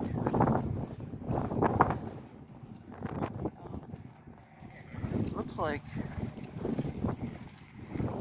this area used to be like a little sunken hollow, and it looks like the storm actually improved this area. It filled in all or they probably used a tractor to probably smooth it out. But this area was like a sunken area, but it looks like the Hurricane Ian added sand to this parking lot. There's still a lot of ruts here, but see, like there's a rut. Used to be huge ruts, as big as a car in this area. So they added more sand here, which is good. And you can see it's higher than the road surface here now, so definitely sand was added. All right, so I'm gonna start to pick up the speed again. Sad I can't go to Land's End, but maybe another time.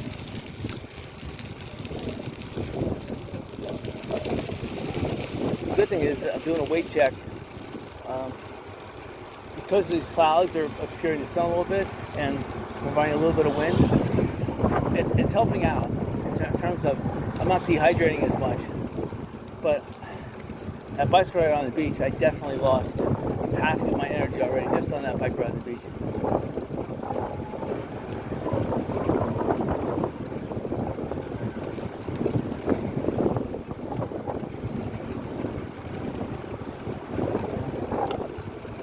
Push my luck. I could definitely go through this back construction entryway, but if any security guard were to see me on a bike inside South Seas, they would stop me, and then they'd go, that'd be problems. It looks like the shops here at South Seas Plantation seem to have survived. Again, aluminum roofs, although they're the cheaper ones, and the exposed screws, not the standing seam. You want to get 2-inch standing seam or better to withstand a 150 mile per hour hurricane. Anything less than 2-inch standing seam, then the wind velocity is less. Like 1.75 would be like 145 miles per hour. 1.5 inch would be like 140. And then 1-inch standing seam, that'd be like 135. So it's going down like that. And 1/2-inch standing seam, there are those, believe it or not. That would be like 125. And then these exposed roofs are somewhere between 125 and 135, depending on how many. Sometimes with these exposed screws, they double them up. Like this building on the left-hand side, that's like a 2.5-inch standing seam. That's beautiful.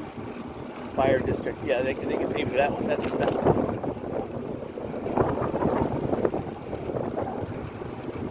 Of course, these roofs are the El Cheapo, not even aluminum. They're just sheet metal roofs with they're screws, exposed screws. But yeah, that John R. Wood property, that building there, I wanted to buy that so bad.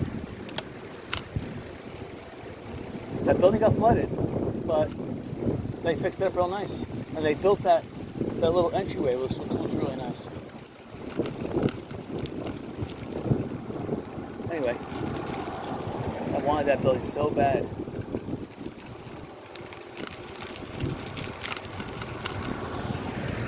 Oh well. But the John R. Wood, I know he has many offices. He's got at least he had one office on Fort Myers Beach. I don't know what had to. He's got like a little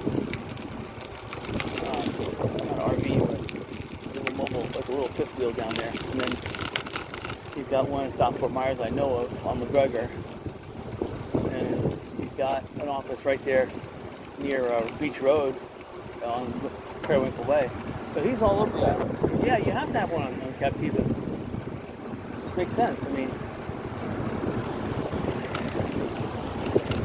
there's too many properties on Captiva that you don't want to drive too far. You want to have a satellite office here to handle all the properties on Captiva. So it makes more sense. Just getting one listing on Captiva a week, that would pay for all your bills. Any real estate office. One listing a week, the broker will be mighty happy, especially at these $1 million price tags. Now, I did find out the property on Fort Myers Beach, right near Margaritaville.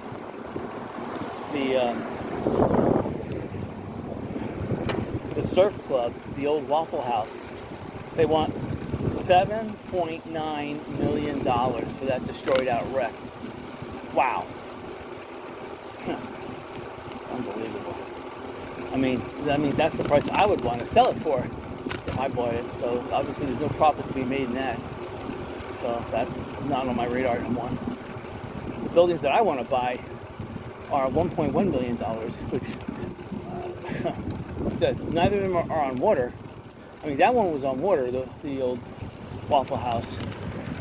And the only reason why it's that much is because obviously Margaritaville wants to buy that property, but Margaritaville doesn't want to buy it for $7.9 million. I mean, if I bought that property, $500,000, that's what I would buy it for, and then I would resell it for $5 million. I'm not that greedy, but come on, 10 times the money, bingo. In garage selling, that's what you're aiming for. Minimum 10 times your money. Of course, if you could graduate into real estate and make 10 times your money, that is phenomenal. I mean, one transaction in real estate, you do 10 times your money, you're rich. I don't care if you're buying a $5,000 RV and flipping it for $50,000. You've almost made a year's income at that point. And you can keep on doing that. Buy $5,000 RVs and sell them for $50,000. Just think, the first one, then you get $50,000. Then you can buy 10 of them. And if you could sell them for $50,000 each, now you're at $500,000. See, you've done less than 4 months worth of work, and you made $400,000 of income. Now you're still gonna have to live frugal because you'll want to do it a third time. So you'll still be living on bread and water, and you'll be hitting the food bank for the full year. But then that third transaction, $400,000, you can get RVs for $5,000. I mean, come on, phantom this. You're gonna get what? 160, and then you're going to sell them for $50,000 each. So, wow. So that's 16 times 500,000. So you're looking at $8 million. Then you can stop holding your breath. You see, and you've actually provided Fort Myers Beach with a needed service, because Fort Myers Beach needs about 2,000 RVs.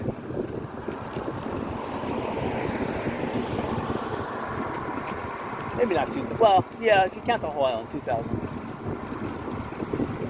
And you've put $8 million in your pocket, and then you can start considering real estate deals. And that's really how you have to do it. You have to graduate yourself up to the big money. You just can't jump into the big.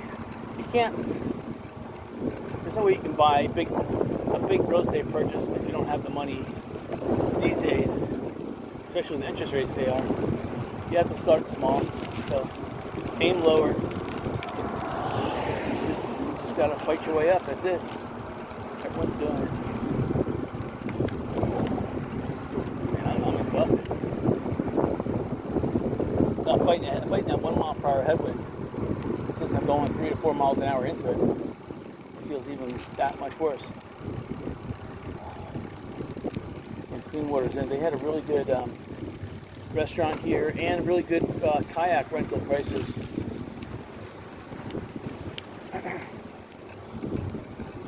From the looks of things, it looks like they're partially open. These buildings here, though, are not open, I can say, because they don't have any balconies, but it looks like they're getting ready to reopen. One's farther away from the water. Look like they're open.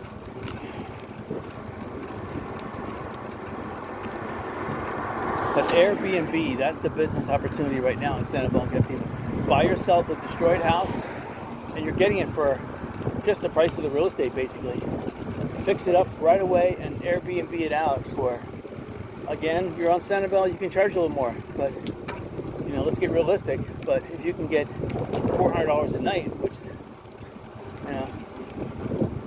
unfortunately Airbnb, you probably have to be a minimum of a week, so it'd be about $2,800 for a week. But if you can get that house rented for at least 30 weeks out of the year at, let's just round it up to 3,000, then you've made 30 times $3,000, which is $30 or $90,000.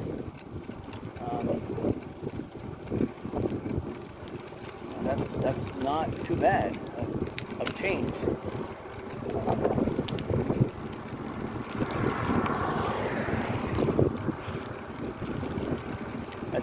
It's almost an income. Of course, you're going to have to repair the house too and buy another one. Keep on doing that.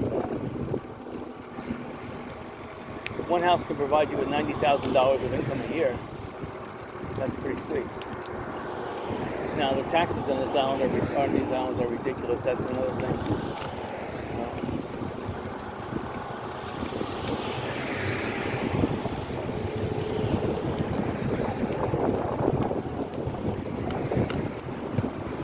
I'm trying to bicycle fast, but every time I bicycle fast, the wind pushes me back, and it makes me tired. So I'm bicycling a little slower.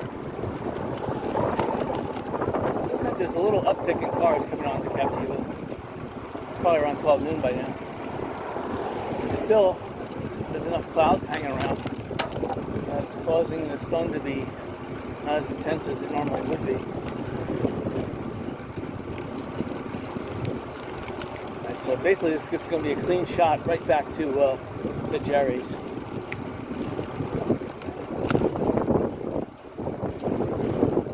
Oh wow! A little tiny lizard was running as fast as I was bicycling in the middle of the road. He wanted to get in front of me, around me, but I was bicycling as fast as he was running. So he couldn't get around me. So I looked down at him, and of course he realized his folly. All he had to do was stop and wait for me to pass. But he was a small one, not one of those big iguanas that we saw earlier.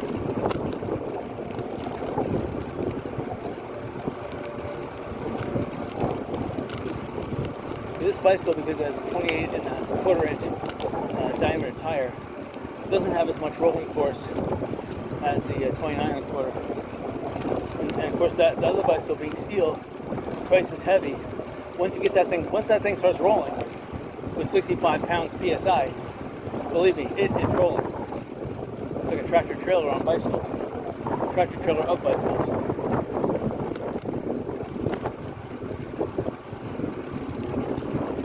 See Blind Pass again. How devastated it is.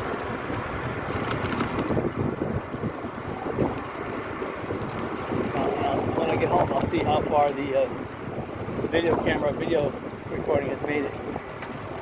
But 2 hours I know is the cutoff for the camera. I mean my cell phone. The 4K camera, that's about 3 hours. And they're both 100% full.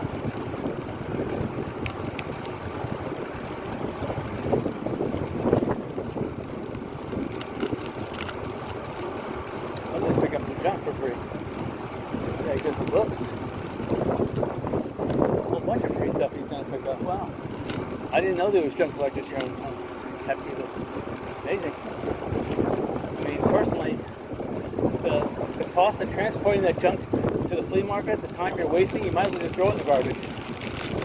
Give it away for free, exactly. I mean, if you're dealing with a property that's worth $15 to $20 million, and you have junk that's worth $100, come on. You're wasting your time. You can make more money making signs for homes, like these signs that you see in front of the people near the mailboxes here. Make more money making signs for people than picking up junk on the side of the road. Even real estate signs. Like that sign there was 3 companies coming together. You're going to have a lot of that here in Sanibel. It's kind of criminal, but it's best to make alliances than to go to war. These real estate companies are they're at war with one another here in Captiva. They're fighting for these $20 million properties. At full commission, 6%, whatever they want to charge. That's $1.2 million in commission. Wow. I mean, you're talking about a nice kitty there. And people are going to be fighting for that. And these homes, during this time, these homes are flipping. Every home in Captiva is flipping. Real estate people are earning big bucks right now.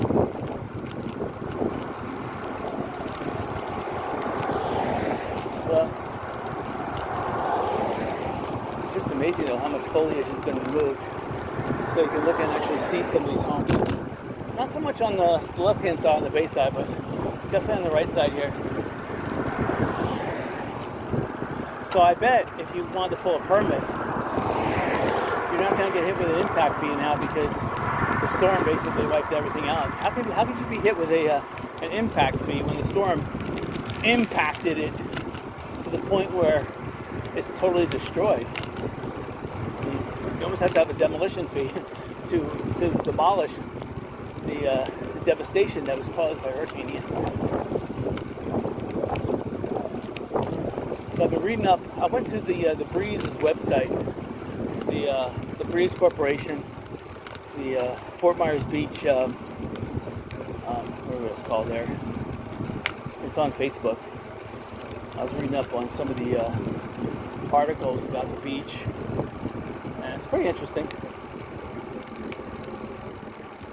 There's a lot of real estate people that are associated with contributing articles to that website. So it's more of those things where the real estate people advertise on that site to keep it afloat, and they also contribute articles on that on that website to keep that website to keep the attention, the awareness, the viability of it up. It's just another marketing ploy, get people coming to a website to read the news and also sell them real estate. Smart. Wind down. I like that one. Wind down. Sip happens.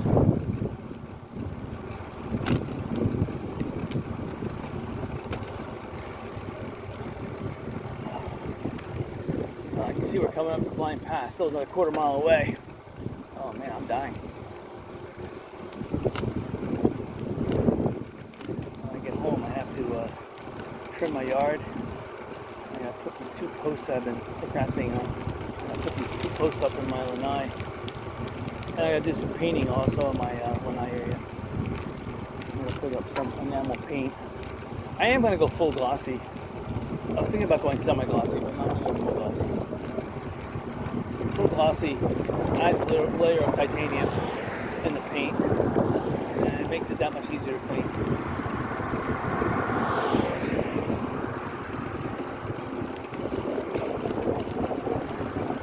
I've never seen so many old, decrepit bicycles pass me. Normally I would see electric bicycles, but so far in Captiva, I've been seeing the oldest manual pedal bicycles that should be in the junkyard. But so I'm bicycling it's a fairly good bike, don't get me wrong. It's got disc brakes, only single front suspension, but the bicycles they're driving, forget it. They should already be crushed and melted down into something else. So again, here's the police looking to give out tickets. Parking areas. One of the bathrooms are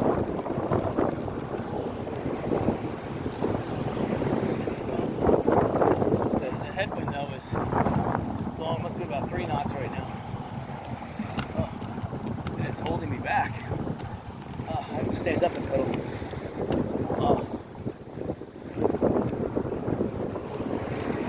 Yeah, I can see that the waves are following the wind, so the wind right now is blowing from kind of like northeast to southwest, or well, actually no, east to west, and the waves are pretty much following that direction too.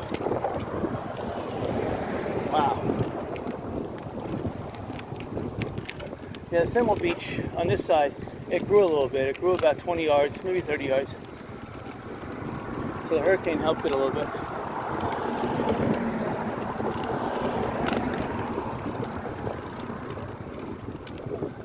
And so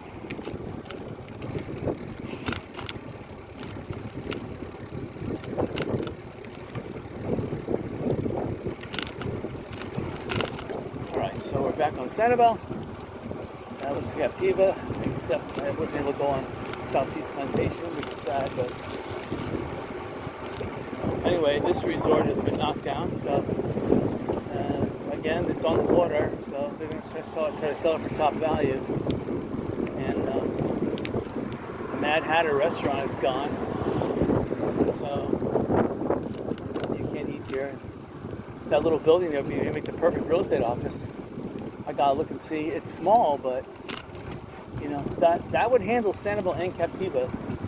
It's not the ideal location for Sanibel selling real estate, but it would be fairly okay for. See, I would have to partition it. Looks like there was like a little bathroom in it, but it's totally open. I'd have to put in 2 rooms. 2 rooms, a front and a bathroom. So that's 1 room for the broker, 1 room for the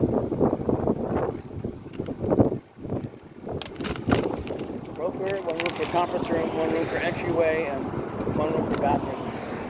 It'd be a tight. So, and the broker room would be that'd be where all the other real estate people would have to congregate as well. It would be tight. It would kind of be too small.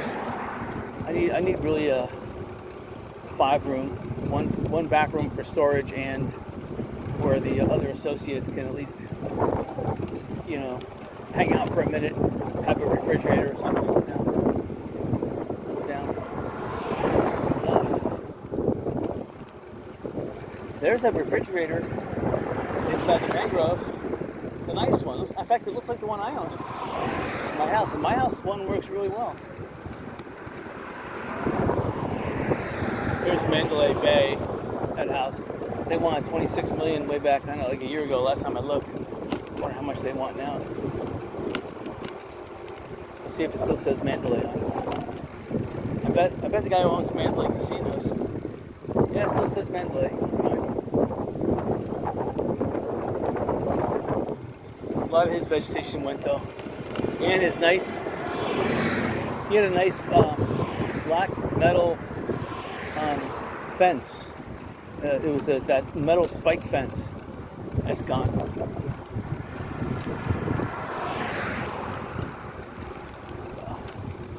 That's what happens when you have a 12.5-foot surge and 5 to 7 foot waves on top of it. In this area, they probably didn't get 5 to 7 foot waves. They got the 12.5-foot surge, and they probably had 1 to 3 foot waves, which is the normal waves.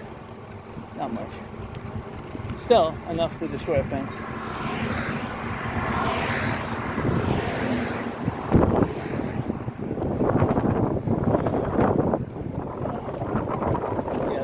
Fighting is not making it enjoyable. I can't even get to a nice cruising speed because the wind is causing the bicycle to come to. I'm using the pedal with your toes now technique, so I'm using my toes more instead of my heel, my foot. The heel of the foot is good though because it doesn't cause your foot to get flat. The toes is good if you need like a quick burst of energy and you're only going maybe a quarter mile, but I have to go 7 miles here. So we'll see how far the toes thing though is helping out right now. I got it up maybe to 5 miles per hour with a headwind hitting me still. So, and when you have a headwind, you're supposed to bicycle as closest to the trees as possible. That's less resistance. Uh-oh. Hello. Plus there's shade over here.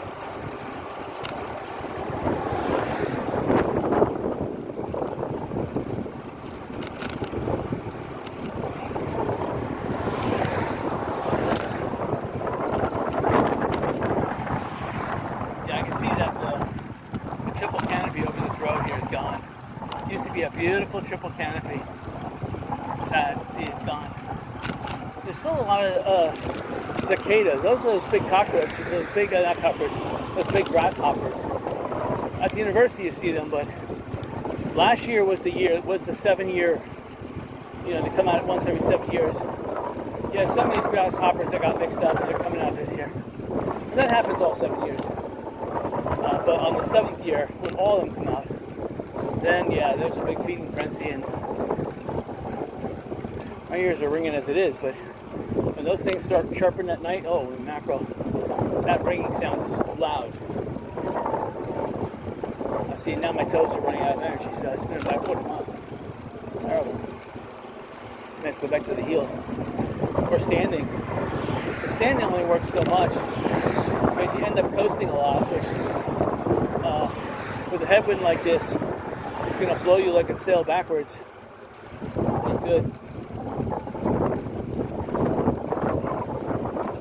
So I'm going to have to crouch down.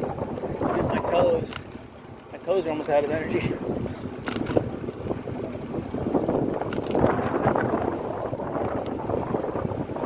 I'll try standing a little bit here.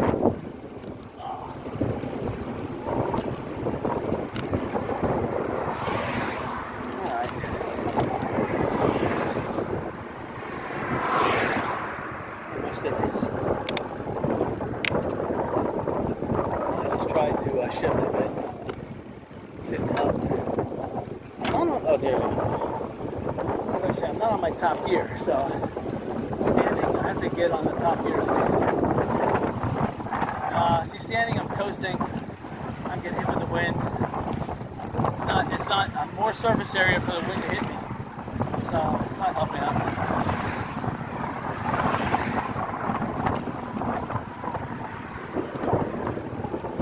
Making the bicycle sway more.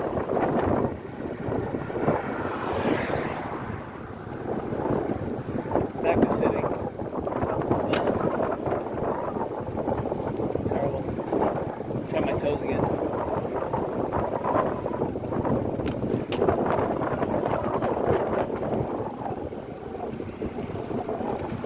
All right.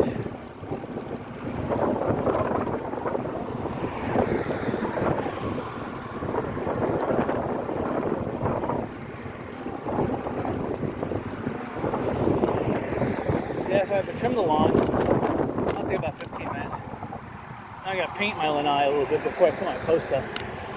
That'll take about 20 minutes. Just gotta paint one little piece of wood. I got 2 rollers already. So the rollers go really fast. I'll probably have to put 2 coats on though, so I'll put a coat on now, put a coat on tomorrow morning. And then by tomorrow afternoon we'll be ready for me to I see a rain cloud develop though, straight ahead on the right hand side. That is causing the wind. And it's definitely raining. I'm trying to think. It's probably raining down by the way the cloud is. It's on West Gulf Drive, about 3 miles away. It's pretty close to West Gulf Drive and Tarpon Bay. Look.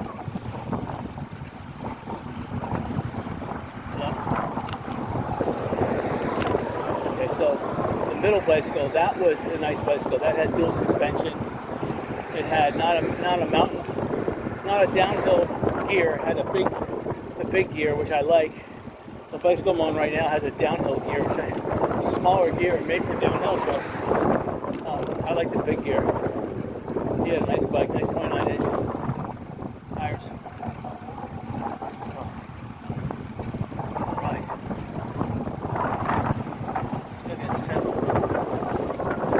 Yeah, so when you're bicycling to Captiva, you're getting a 2 to 3 miles per hour backwind. It makes bicycling really enjoyable. You're hardly feeling it, but you're being pushed along nice. But bicycling back, holy mackerel. If this cloud was behind me, it would then give me a backwind.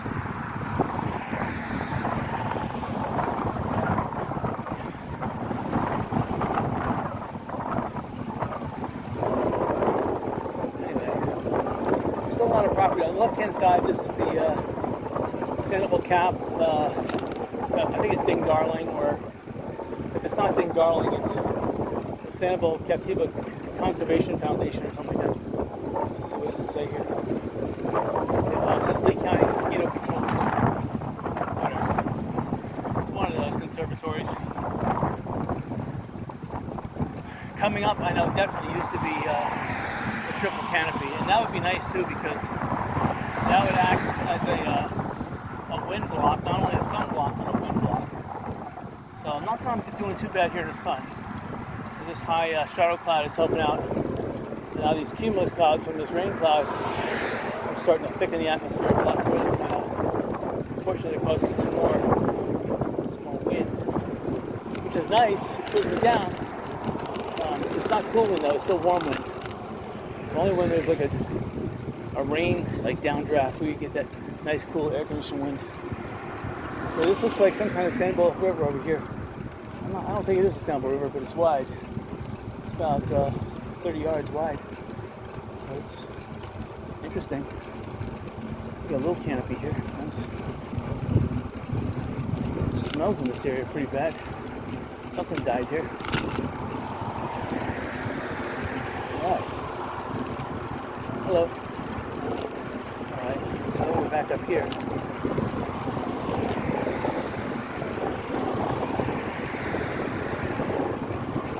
The bicycle down Tarpon Bay Road to Bailey's, just to get a different perspective of Bailey's. Because I kind of passed that on Tarpon Bay Road last weekend, but I didn't take a prolonged look at what all has been done. I know it's been torn down completely, but I didn't see the extent to tear down.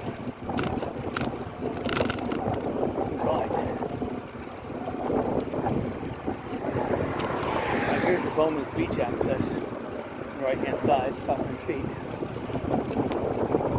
We came in from Jamaica Road, though. So we did come down this way the other time. Yeah, it's not a pretty sight there.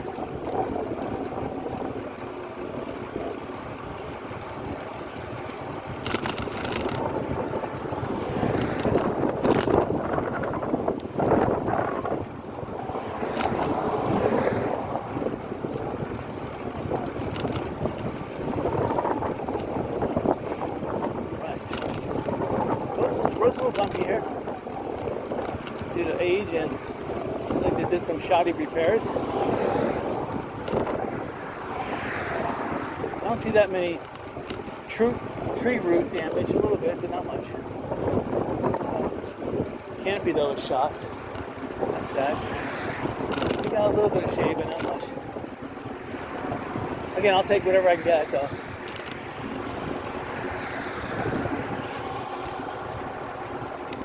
I can see the way they patch these roads. They just lay new asphalt on top of the old. So it eventually becomes a really thick asphalt bicycle path. I can see some of the wear areas exposing the old asphalt.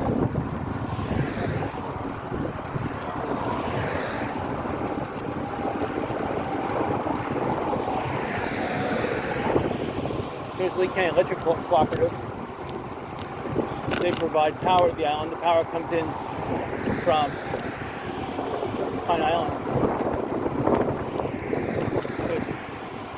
It must be about a 2-mile long or 3-mile long raised power lines, and they weathered the storm good. Hello.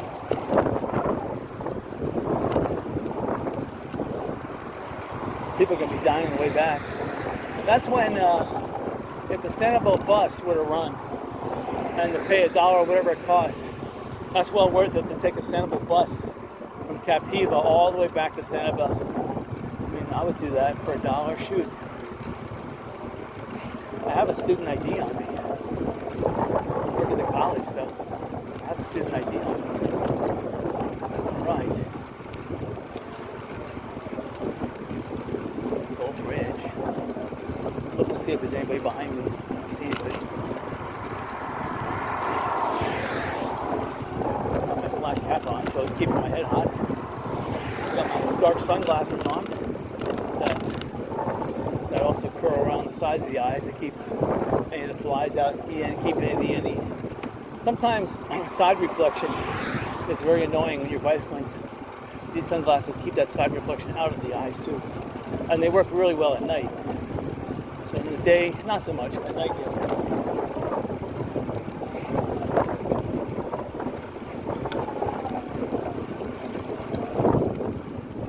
Right. Again, we'll see how far the video camera goes. So cut kicks off. Okay, so now this cumulus cloud has come over me. Now if it starts raining, I'm going to have to shut down the video cameras. That's the sad thing. That's my camera, my phone, definitely has to be protected. And the 4K camera, the 4K camera is actually built a little more hardier, but I still don't want it to get wet. Okay, so I am getting a slight cool breeze from this rain cloud, and I'm getting a sporadic, like, drop. I wouldn't call it rain, but there is definitely something going on above me.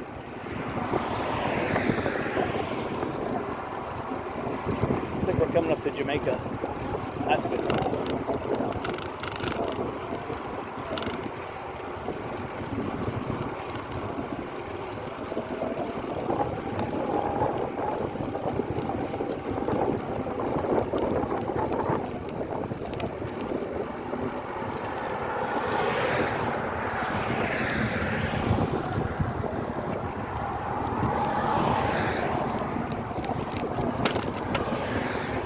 That's the thing, when I stand up and I pedal, the gears in the back don't like it. I want to make my ratchet pedal bicycle. I have the plans, I made blueprints. It's a revolutionary type of gear that uses ratchet pedals. It's been around for a while, but the design is what stands it apart. There would be no gears, because there's what's called two fulcrums that move. No gears. And the fulcrums control there is no gears. The fulcrums control the energy distribution, and so for slow speed to fast speed. And it's more enjoyable too. You're not losing any. There's no energy loss really. The fulcrums try to handle that pretty good.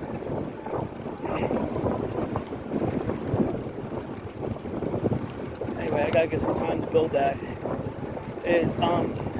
I designed it so it could be used on a frame, like a normal electric bike frame. It needs to be slightly wider than an ordinary bicycle frame, but like an electric bike or one of those like motorcycle type of frames, it would work fine.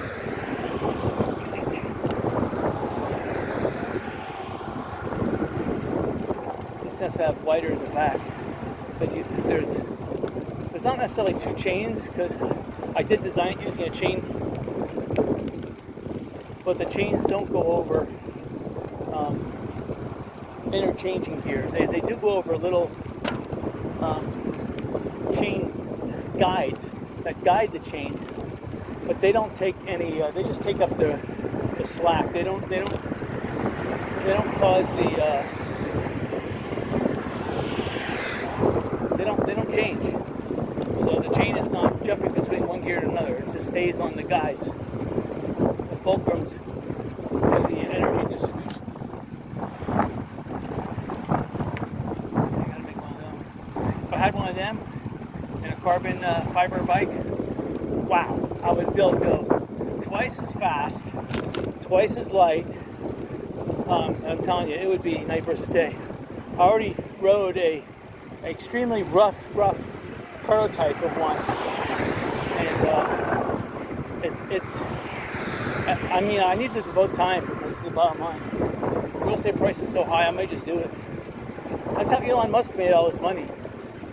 Instead of focusing on real estate, he built businesses from scratch, from nothing, and sold them for millions, and reinvested at least half of each time in businesses. Many at one time. That's why he has all these businesses. I was reading up on his Wikipedia bio. He was thinking about X. Wow, like in the 1990s he was thinking about it. Got the idea from a Chinese firm that did it. And the dream is still alive 25 years later. Same with all of our dreams. We have dreams. We wish we had put them into fruition 25 years ago. We'd be rich by now, right? Well, richer, let's put it that way. But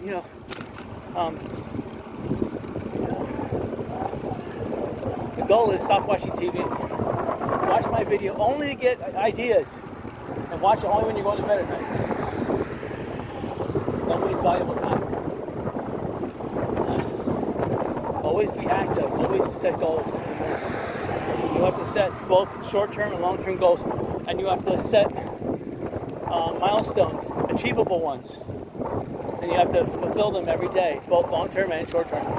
Short-term be daily goals, long-term be more than a day. Keep your eye on the prize, as they always say. All right, so both lines, right. And I am losing steam here. I got 2 frozen water bottles back in the car. Obviously, they're not frozen now, but they started off, they were block solid. I parked underneath Jerry's parking center, so they shouldn't have melted that much. Man, I just had one of those dragonflies land on my leg. It scared the heck out of me. It's one of those big dragonflies. Those St. Augustine, really big ones that you see at Daytona Beach, St. Augustine. With the wingspan, each wingspan is like 4 inches on each side. So I was like 8 inches. That drink fountain over there looks tempting, but I know it tastes awful, so I don't want to stop. And plus, if I drink that, I'll lose my momentum. Right now, I know I'm not totally dehydrated because my body's still sweating. There is a slight overcast. I'm still producing sweat in my mouth, so I get to swallow that junk, but whatever. So that helps me a little bit.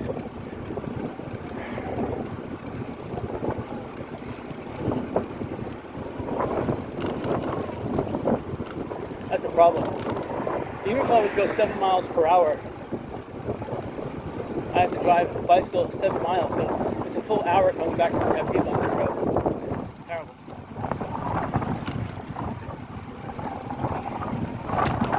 And then there's another 1.5 from Bailey's to Jerry's.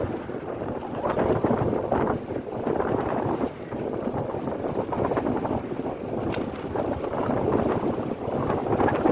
It looks like that rainstorm is starting to break up, but the wind is not. It's still blowing from east to west. It's blowing harder. I'm hitting at least a 3-mile-per-hour headwind. At least. Without this headwind, I'll be going at least 2 to 3 miles faster.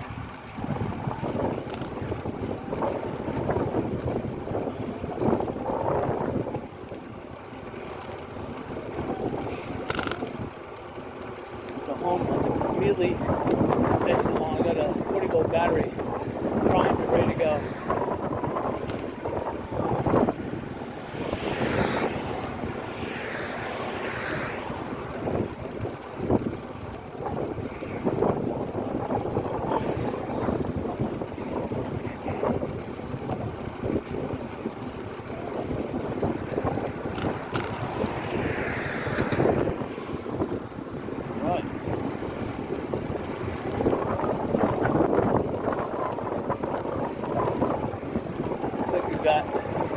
That post over there, that's near Rabbit Road, sticking up out of the ground. So we would have the Sanibel Pool and Sanibel Elementary School coming up on the left-hand side, if I do believe.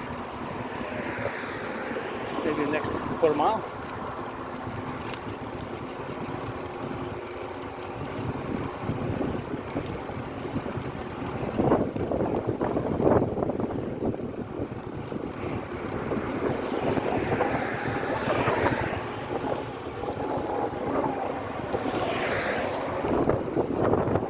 Dragonflies like to control the road because mosquitoes enter the road area and the cars create contrails that the mosquitoes get caught up in.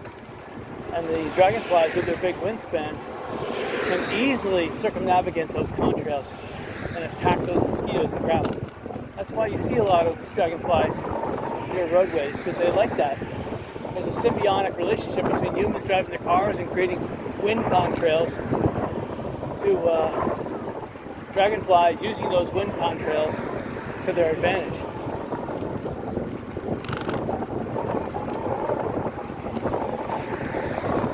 There's not enough maneuverability in the dense jungle there. That's why the dragonflies like to be out here in the open. They can swoop in on their prey easier. I got excellent vision. I got those insect compound eyes that they're like eight different eyes. I can see. Oh, sorry. See, that's an electric bike. It's got electric assist. So he's able to go twice as fast.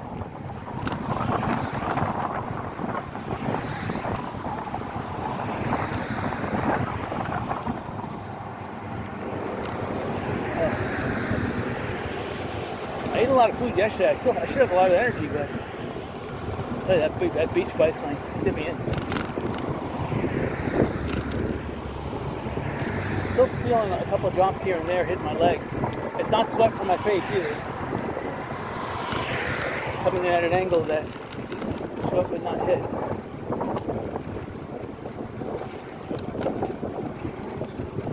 Again, there's a Sanibel school we're passing on the left. And at first glance, it looks like it survived the storm.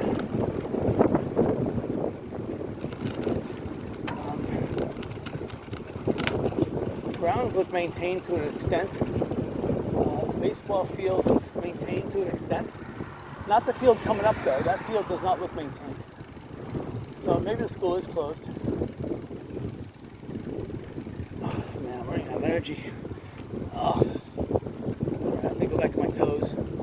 I was using the heel of my foot. I ran out of energy back there. Yeah, this field has not been maintained.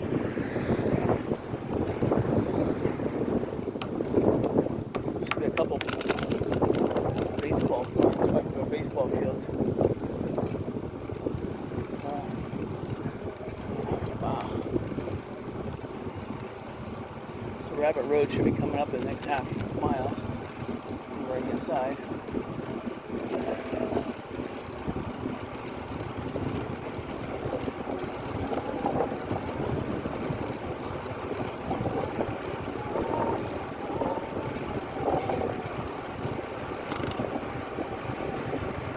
Here's the entrance to Big Darling. Looks like it's open actually.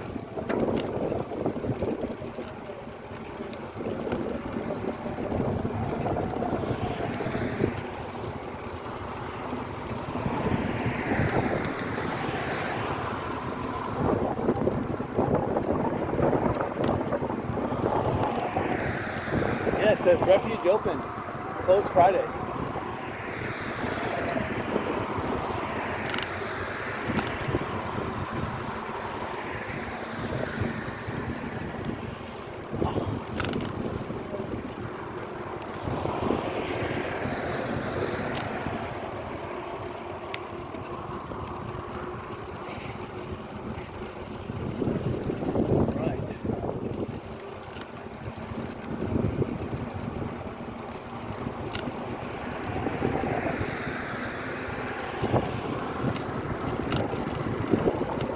So we're passing this turbulence area. Maybe I'll get next half mile. I'll get a tailwind or something. This could be a convergence zone.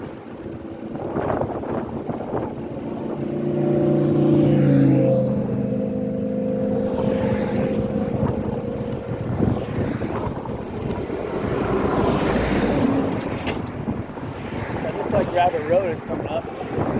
Another eighth of a mile on the right.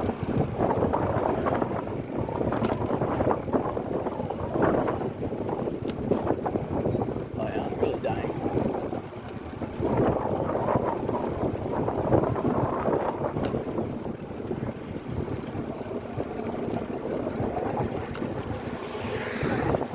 So there's Rabbit Road. It looks like there's something called Rosalita's Cantina. That looks open. So there's a lot of cars in front of it. At least 10 cars, so that's more than staff. There's probably staff parking in the back.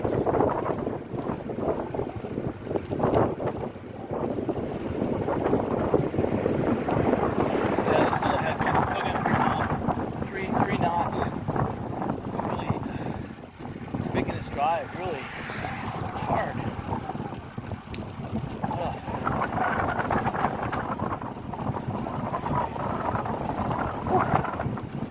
I'm telling you. we could be going through the convergence zone right now. So on the other side, wind could be blowing the other direction, which would be delightful. One thing I miss about Bailey's is that they have that ice cold water inside the Bailey's hardware section. So I took a walk in Jerry's this morning, and it's really nice inside that store. Empty, except for their little breakfast dining area where they had a little restaurant there. That was pretty full, about 30 people inside there. But the supermarket itself only had about 5 people in it. The other stores are open in that Jerry's Plaza too. But there's no toucan birds and there's no elevator. So the elevator is out of commission. And they took out the toucan birds and they made it a ramp up from where the toucan area was, so that people with wheelchairs, because there's no elevator, can now get onto the Jerry's Plaza, which is good because they always needed that. So technically, if you have a bicycle now, you can bicycle all the way up to Jerry's too. All right. So the next big landmark, about a mile away, will be the Four Corners, whatever you want to call it. The Sandcap Road and Tarpon Bay intersection. A mile.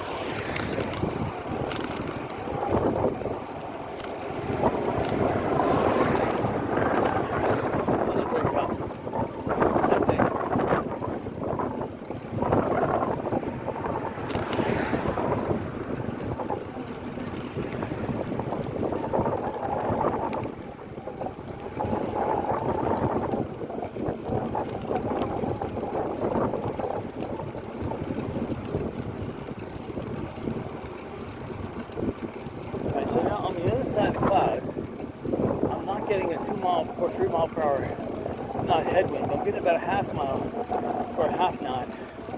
So the wind did subside a little bit, crossing that convergence zone. And of course the sun's coming out, it's even worse. But at least I'm not getting that much of a headwind, so it's not impeding my forward that much. I just get that little breeze there, but it's okay. I'm able to get back up to cruising speed. Bicycle with my heels again. That seems to be the mainstay. You know, you bicycle with your heels, whether you're conscious about it or not. Your heels are just naturally, that's the least amount of energy used. On a ratchet bike, it really doesn't matter where you use your heels, your toes, your foot, your flat. You'll notice you're using 1/2 the energy anyway. So 1/2 the energy of pedal, you get twice the output. And that's on the same gear ratio. You're getting twice the output and half the input at every single gear ratio. You're not losing the energy.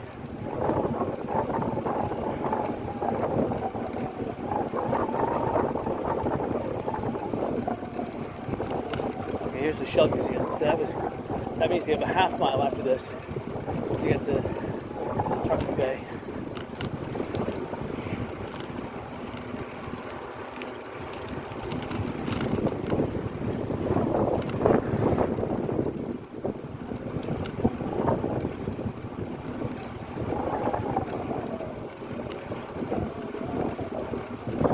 Shell Museum has the old blind pass wooden bridge to get over to it. So if you want to know what the old wooden blind pass bridge looked like, it's right here at the Sanibel Shell Museum. You have to cross it to get in there. That cell tower coming up is only about 150 yards off of Tarpon Bay Road, maybe 200 yards. So we're very close.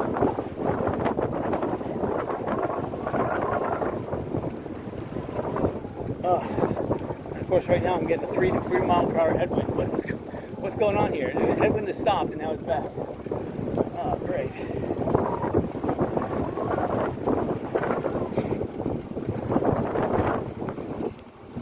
Trying to out pedal it. Maybe I'm right in the middle of it. Someone dropped their bicycle rear reflector on the road. I'm not going to pick it up. I got one that's nicer than that.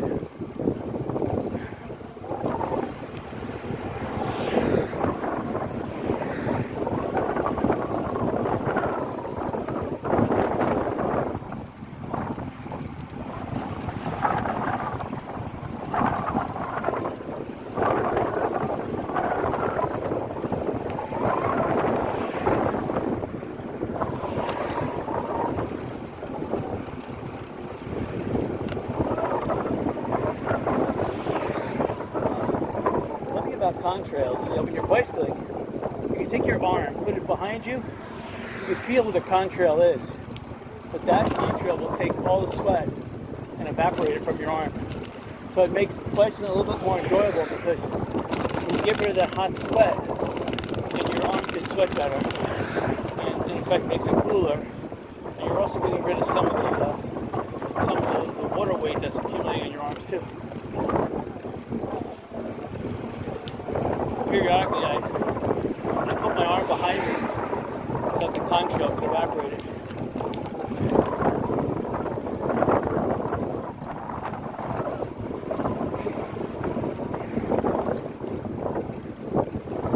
Alright, it's the home stretch.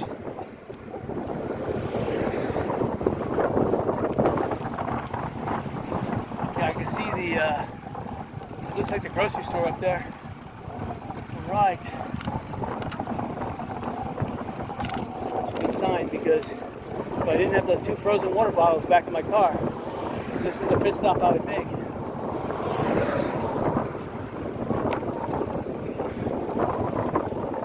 Still got a good almost 2 miles to go to get to the car, but still close.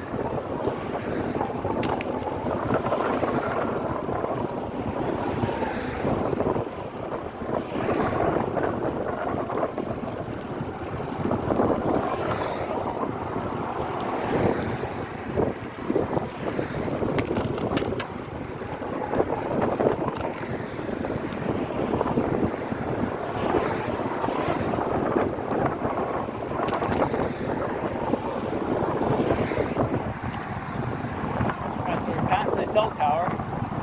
So yeah, that's Sandcap Road. I mean, that's Palm Ridge. What are they called? Pine Ridge. I don't know what it's called.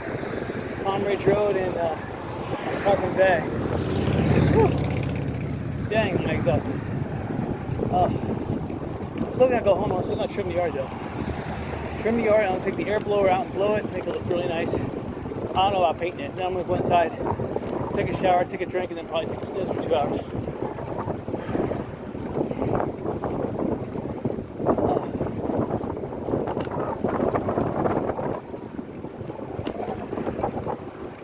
Right.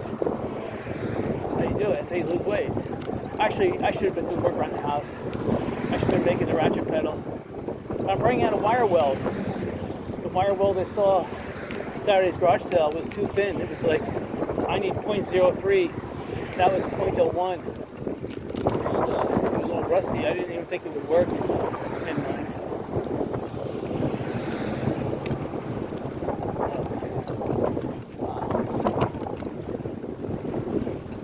Right.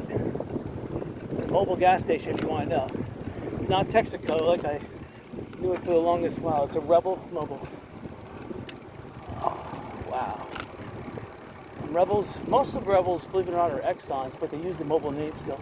But their register is Exxon. Exxon owns Mobile, so it doesn't matter. Both gas is good. I actually prefer Exxon gas a little bit better than Mobile, but by now they probably blended the two the same, so it doesn't matter. Shell, though, I prefer that over all of the brands. So it goes Shell first, then Exxon Mobil is a close runner-up, and then after that, I don't consider any other fuel to be worthy. I got a Shell in my car, and it just performs so much better than anything else. You get like 2 or 3 miles per gallon better just using Shell gas. So it's worth it, spending a little bit more.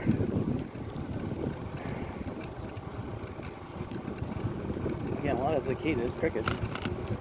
Okay, so we're going down to Bailey's just to check out a big fence that surrounds it. And looking, we're probably cut into the 7-Eleven parking lot to see what's going on inside there.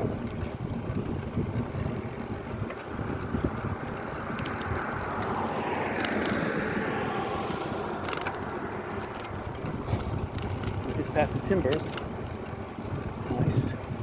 Sanibel Promenade. And then on the right-hand side is the post office. Looks like she wanted to mail something, but she forgot it was Sunday. So she's bringing her packages back out.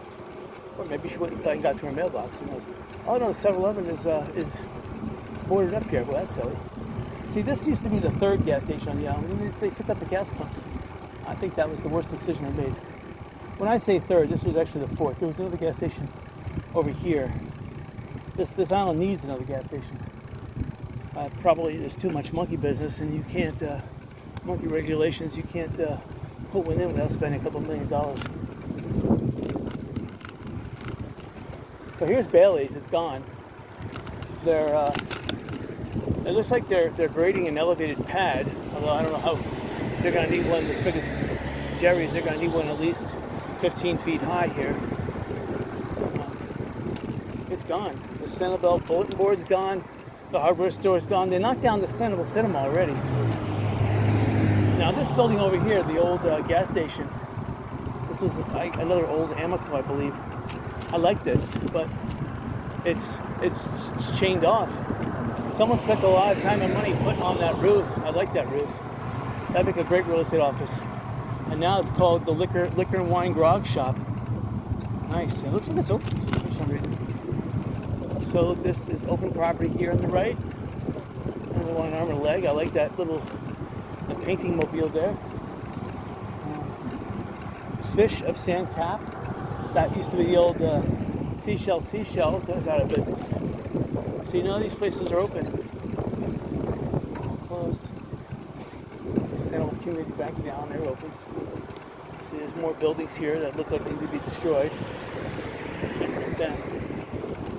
I'm looking for buildings, but again, I'm picky. I need one with an aluminum roof, so that's the first requirement. I'm not looking at anything. On Sanibel, a building permit? Huh? How much money you have to spend for that? And contractors willing to come to Sanibel to do the work? That's another problem. So I could do the work myself. It's just the roof. It's a little bit too much. I need that to be in place. So, and I want a standing seam. I don't want a screw-on roof. Although I'll take a screw-on roof. I'll hate it, but it's cheaper. Okay, the winds here. It doesn't look like much damage. Looks like they would be open. The door is open, so they are open. Just that nobody's in there shopping because there's nobody on the island. It's pretty sad. This is dead. I mean, this is a free toll on the Sanibel Causeway today, and the causeway's dead. Just think if, Monday or Tuesday when the free toll is over. Yeah, I mean, yeah, you're gonna have more people working. There may be more people out working, but this island is dead. They need some hotels to open up. They need Bailey's to open up. They need more churches to open up. They need everything. One church is closed. There's only one church I know that's open on the island. There was a church on West Gulf Drive that got destroyed.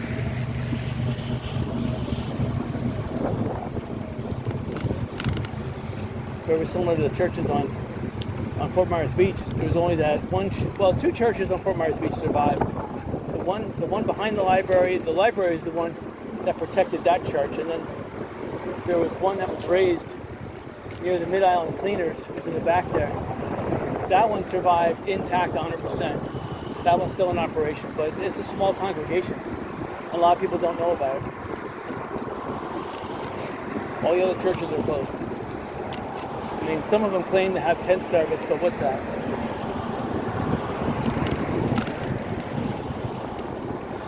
I haven't gone back to the Sanibel City Hall, but next weekend, that's going to be that weekend. I'm not going to go down to, I'm going to stay in the Shell Harbor area again. I'm going to try to hit a lot of the roads on the bay side, like the Dunes area. I want to go in there, and I want to check out City Hall, so that'll be next weekend's video. Check out that area. And I may go all the way to the end of Dixie Beach Boulevard, so just to say I've done it. There were 2 homes right here. They're gone. I wanted to buy them. Terrible. Right here on the right hand side, there was little homes here. They're gone. Sad.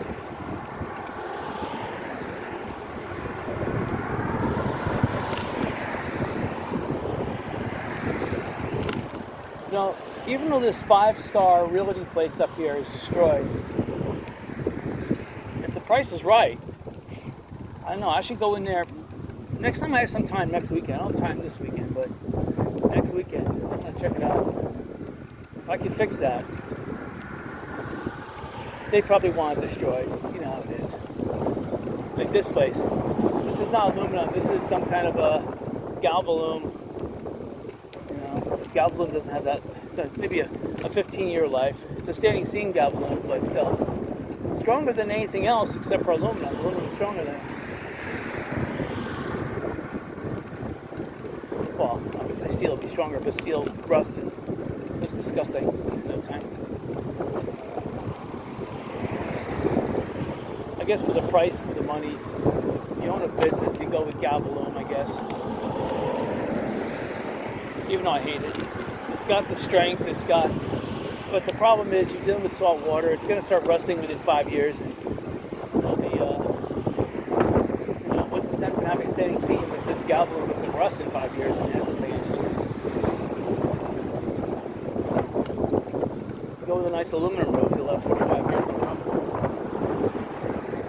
Over plywood, make sure you don't do it over that what do they call it, that PVO or pressed, whatever it is. Sponge board. Pressed sponge board. I guess it's made out of styrofoam. I don't know what it is. Compressed styrofoam.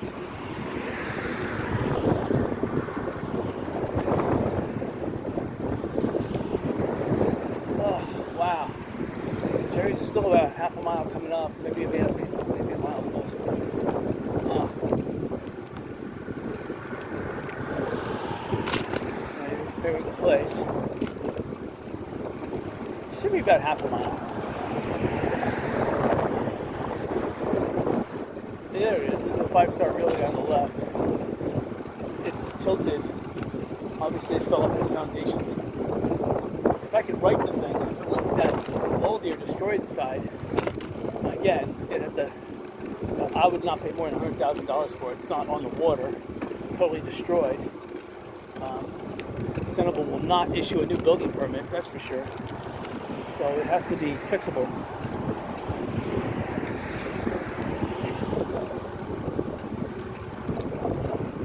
That's the problem, though. You go to the city. They're like, "Do you own the property?" Well, we can't disclose any information to you.